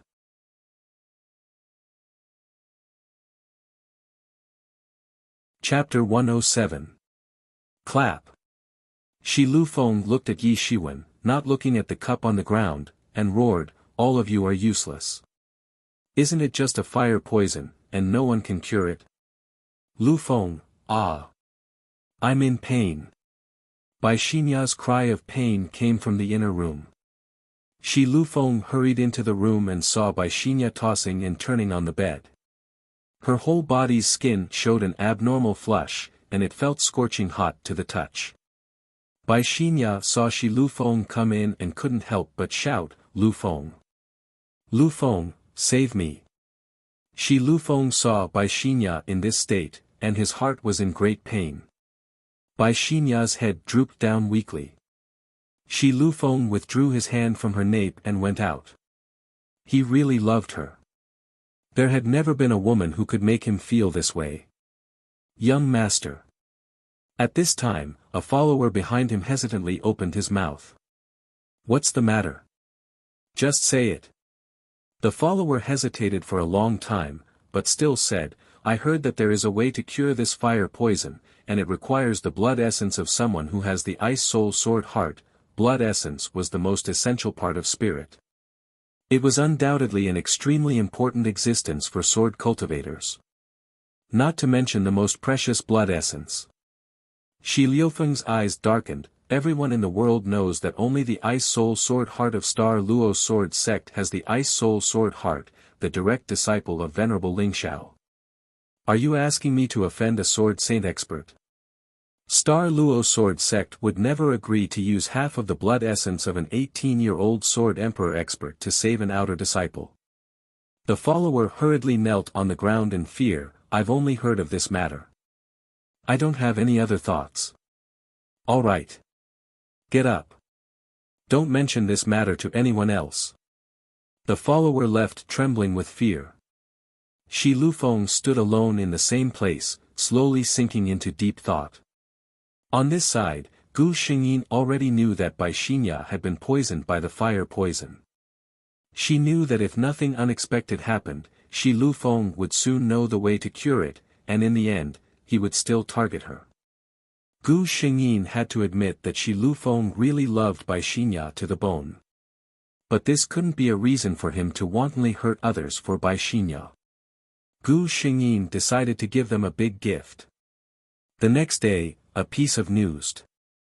It was said that the lover of Shi Lufeng, the young master of the Washing Heavens Pavilion, was poisoned by fire, and the only antidote was the blood essence of the Ice Heart Sword Empress of the Star-Gathering Sword Sect. As soon as the rumor came out, gossiping, everyone waited. Mainly, both were too famous. Although Shi Lufeng Pavilion could be considered a big force in the Great Sky Billow world, compared to Star Luo Sword Sect, there was still a big gap. Needless to say, Ice Soul Sword Heart made a big name for herself in the Great Sky Billow world a long time ago, and then exposed her identity in the swamp battle. She turned out to be the personal disciple of Star Luo Sword Sect Sword Saint Expert, Venerable Ling Xiao, an 18-year-old sword emperor, a peerless genius born with the Ice Soul Sword Heart. Shi Liufeng's face was livid. He had obviously concealed this matter very well. Who on earth leaked the news? In this way, if Xinya's fire poison was cured or something happened to Ice Soul Sword Heart, everyone's first suspect would be Shi Lufeng Pavilion. Gu Xingyin smiled slightly. I wonder if you're satisfied with this gift.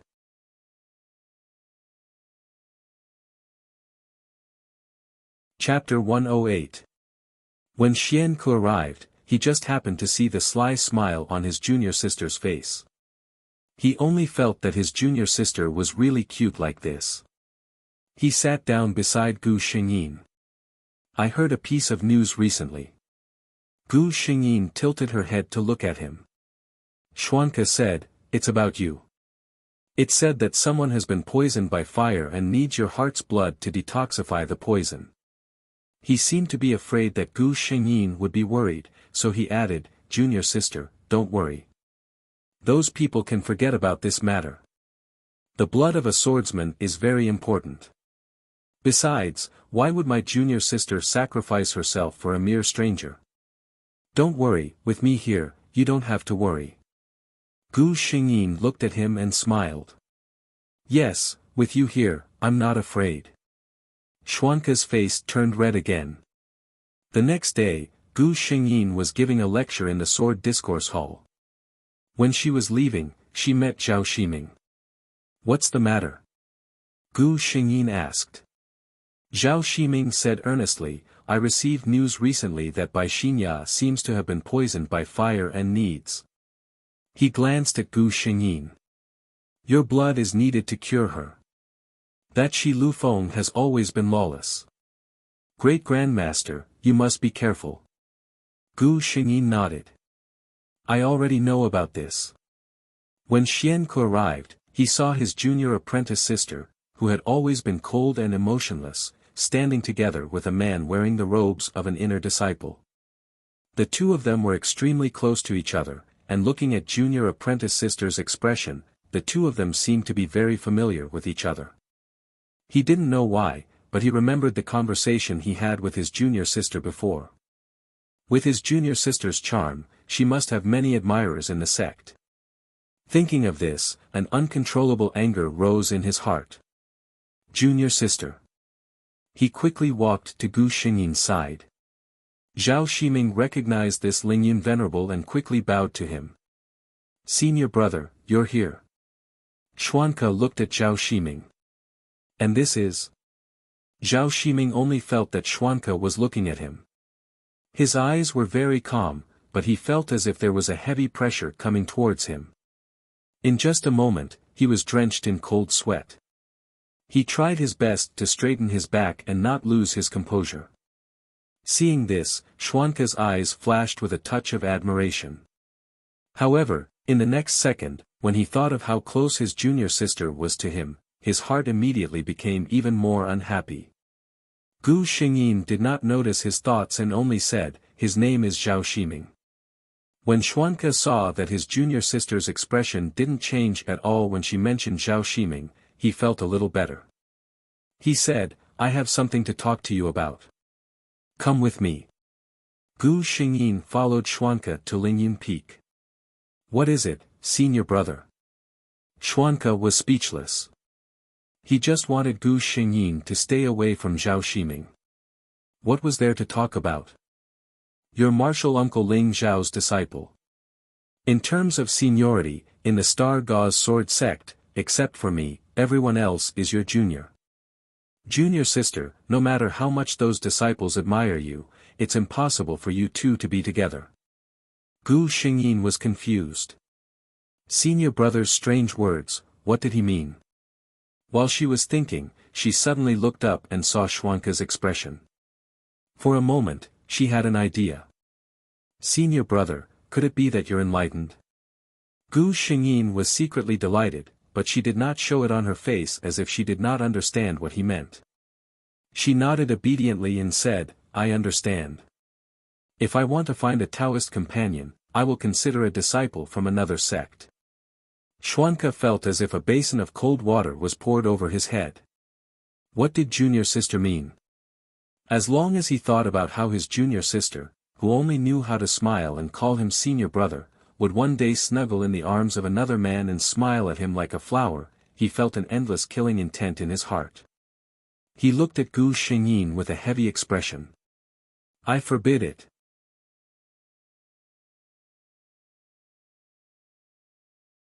Chapter 109. Gu Xingyin raised her head. She didn't seem to understand why her normally gentle senior apprentice brother was suddenly so angry. She was a little uneasy. What's wrong, senior apprentice brother? Did I say something wrong? Could it be that the people outside can't do it? Xuanke looked at his normally cold junior apprentice sister who was surprised and uneasy because of his words. Her seductive red lips opened and closed, as if waiting for someone to pluck them. A thought that he had never had before suddenly surged in his heart. This thought came too suddenly and too violently. He couldn't control himself, and he didn't want to control himself. So he followed his heart. This kiss came too suddenly. The second before Gu Xingyin was kissed, she was still complaining to the system, if I knew that being jealous was so useful, I would have used it long ago. After that, she fell into a daze. Xuanke's kiss was completely different from his gentle appearance. His right hand tightly held Gu Xingyin's waist, his left hand holding the back of her head, not giving her any chance to escape. She could only weakly put her hands on his shoulders and softly fall into his arms. After the kiss, Schwanka's hand on Gu Xingyin's waist did not let go. He looked at his junior apprentice sister who was half leaning in his arms with a bright red face and slightly panting. The doubts that had been tangled in his heart for a while were solved. So, he actually had this kind of feeling towards his junior apprentice sister. No wonder he would miss her when he didn't see her for a few days, and would feel uncomfortable when he saw her being intimate with other men. He lowered his head and pecked Gu Xingyin's lips again, saying in an incomparably solemn voice, "No, the disciples of the sect can't do it, and the people outside can't do it either. Other than senior apprentice brother, no one can be your Tao companion." Gu Xingyin blushed. Even though they were already an old married couple, hearing such overbearing words of love, her face would still heat up. Seeing that his junior sister seemed to be stunned by his words, Schwanka looked at her with a smile, patiently waiting for her response. Gu Xingyin only regained her senses after a long while. She stared blankly at her senior brother, as if she was frightened. Then, her cheeks slowly turned red. Even her white jade-like earlobes were dyed with a layer of pink. Then, she pushed Schwanka away with all her might and ran away. Xian Ku, however, began to smile slowly. Looking at his junior sister's reaction, it was clear that she had feelings for him. At this time, Gu Xingyin was sitting alone. She was in a very good mood and asked some questions that she usually did not dare to ask. "System, how many missions do I need to complete? If she didn't do the quest, would she never see him again? What would happen if I stopped doing quests? Will it be destroyed?" she asked. The system paused for a moment, as if it was looking for an answer. After a while, it said, "There is no limit to the number of missions you can complete in the 3,000 worlds under Master's control." The target that the host inquired about could not be found. Last question, the host can rest assured. You are Master's most perfect creation, so you will not be abandoned. Although she did not get the answer she wanted, Gu Xingyin still felt relieved. No matter what, to be able to meet him in the quests was already a blessing that others could not ask for. Gu Xingyin was in a very good mood. The wind by the cliff was also very comfortable. She actually fell asleep here unknowingly. When Schwanka came over, he saw his junior sister who was sleeping soundly. His gentle gaze wandered around her face for a moment. Then, he bent over and picked her up. Gu Xingyin felt the familiar embrace in a daze. She only rubbed against his chest, let out a few meaningless murmurs, and fell asleep again. Seeing that his junior sister trusted him so much, Schwanka's expression became even more gentle.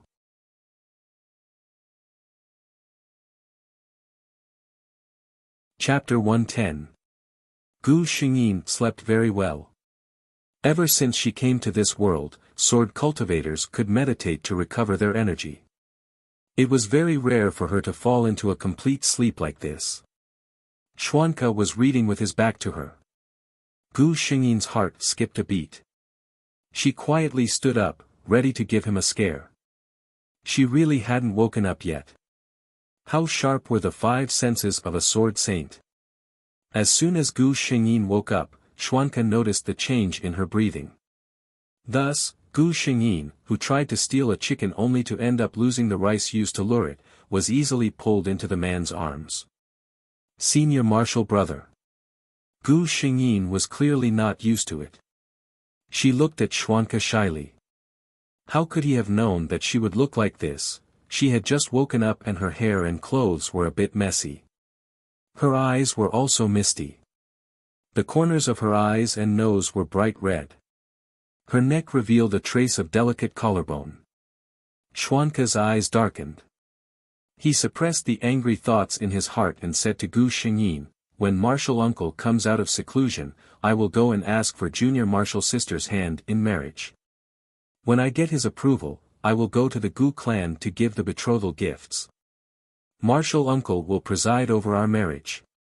Although Gu Xingyin was a bit uncomfortable, she still nodded.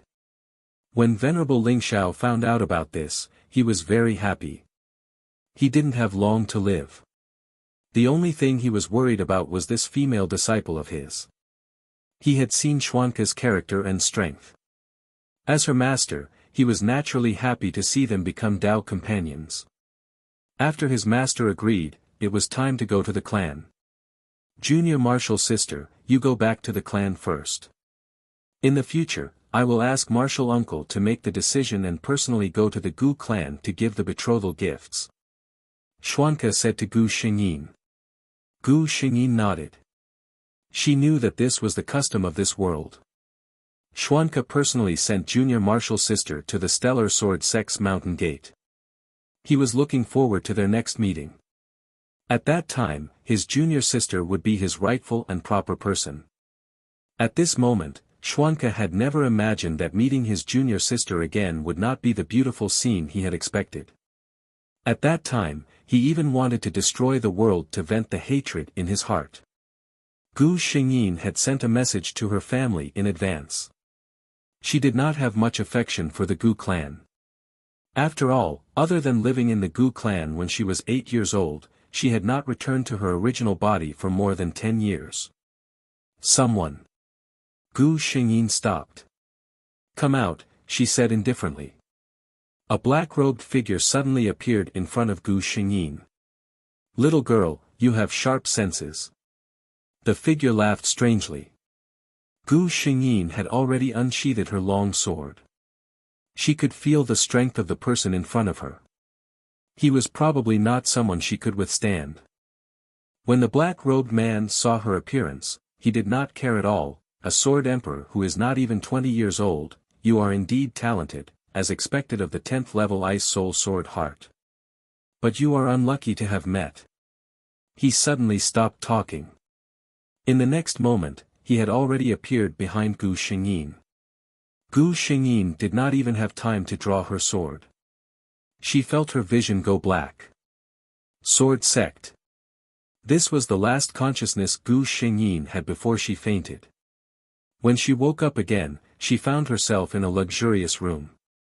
However, there was a thin black chain around her hands and feet. She frowned. If she was not mistaken, this black chain was made of meteorites. It was specially made to imprison sword cultivators. She tried to circulate the qi in her dantian. As expected, it was empty. System, where am I?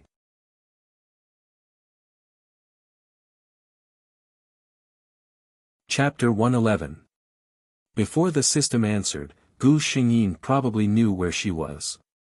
The door was opened with a creak, and a familiar face of Gu Xingyin appeared in front of her. Shi Lu Feng. Gu Xingyin secretly said, I tried to guard against it, but I didn't expect that I still couldn't avoid this plot. Shi Lu Feng took Gu Weixin's heart blood for Bai Xinyao. Even if she avoided meeting Shi Lu Feng, she still couldn't avoid it. Shi Lu Feng came in and saw that Gu Xingyin was awake. A trace of surprise flashed across his face, but it was quickly hidden. Ice Heart Sword Emperor, I've heard a lot about you. He greeted with a smile. Gu Xingyin glanced at him and said coldly, what does this mean? Shi Lu Feng saw the other party's cold and arrogant attitude and didn't care. I think the Ice Heart Sword Emperor also knew the news that my lover was poisoned by fire and needed something to detoxify. Gu Xingyin, my heart's blood. Her eyes stared straight at Shi Lu Feng. Shi Tian Pavilion's young pavilion master has ever thought, I Gu Wei Xian's heart blood, she cannot afford. Shi Lu Feng only felt that the woman's gaze was too oppressive. He even had the idea of avoiding it for a moment, which made him feel embarrassed. He sneered and said, it's not up to the Ice Heart Sword Emperor to worry about it. I'll arrange it. Gu Xingyin sneered, is Shitian Pavilion ready to bear the anger of my master and senior brother? Shi Liufeng's heart flashed a trace of guilty conscience. This time he caught Gu Xingyin. He didn't tell his father that he lived in Shitian Pavilion. Because he knew that his father must not offend the Star Sword Sect, which had 2 sword saints, for Xinyao. But in front of Gu Xingyin, he naturally wouldn't show it. His tone was full of malice. As long as you don't say it, who will know that the Ice Heart Sword Emperor came to me before he disappeared? Gu Xingyin's heart sank. Shi Liufeng's meaning was clearly to get rid of the donkey after it had outlived its usefulness, destroying the corpse and erasing all traces. After Shi Liufeng left, Gu Xingyin called out to the system, "Can you help me unlock this chain?" The system replied, "I'm sorry, host. The system is unable to exert any external force on anything in this world." Gu Xingyin. "Then can you help me contact the people outside?" The system said, "Hold on, let me check the authority." The system can randomly send a distress signal to anyone that the host has come into contact with. Gu Xingyin said helplessly, "What if it's an outer sect disciple that you've only met once?" The system said, "The system authorization can only be issued once. This should be what the humans call, relying on luck." Gu Xingyin nearly choked. Although Gu Xingyin complained that the system was unreliable, it was still their only hope. Gu Xingyin only hoped that the system could randomly select a more reliable person. Zhao Shiming had just returned from sword practice. Ever since he used the fiery eye fluid to supplement the secret technique to refine his sword heart, his realm had improved very quickly. Now, he was very confident that he could get a good ranking in the upcoming inner sect grand competition, and strive to be accepted as a disciple by one of the elders. He thought of that figure that was as cold as snow. If that was the case, would he be closer to her? He didn't expect to be able to stand beside her. He only wanted to be able to look at her from afar. At this moment, a white light appeared in front of him. A row of fluorescent words slowly appeared in the air. "Gu Weixin is in trouble, Shi Tian Pavilion Linquan Villa, save him quickly."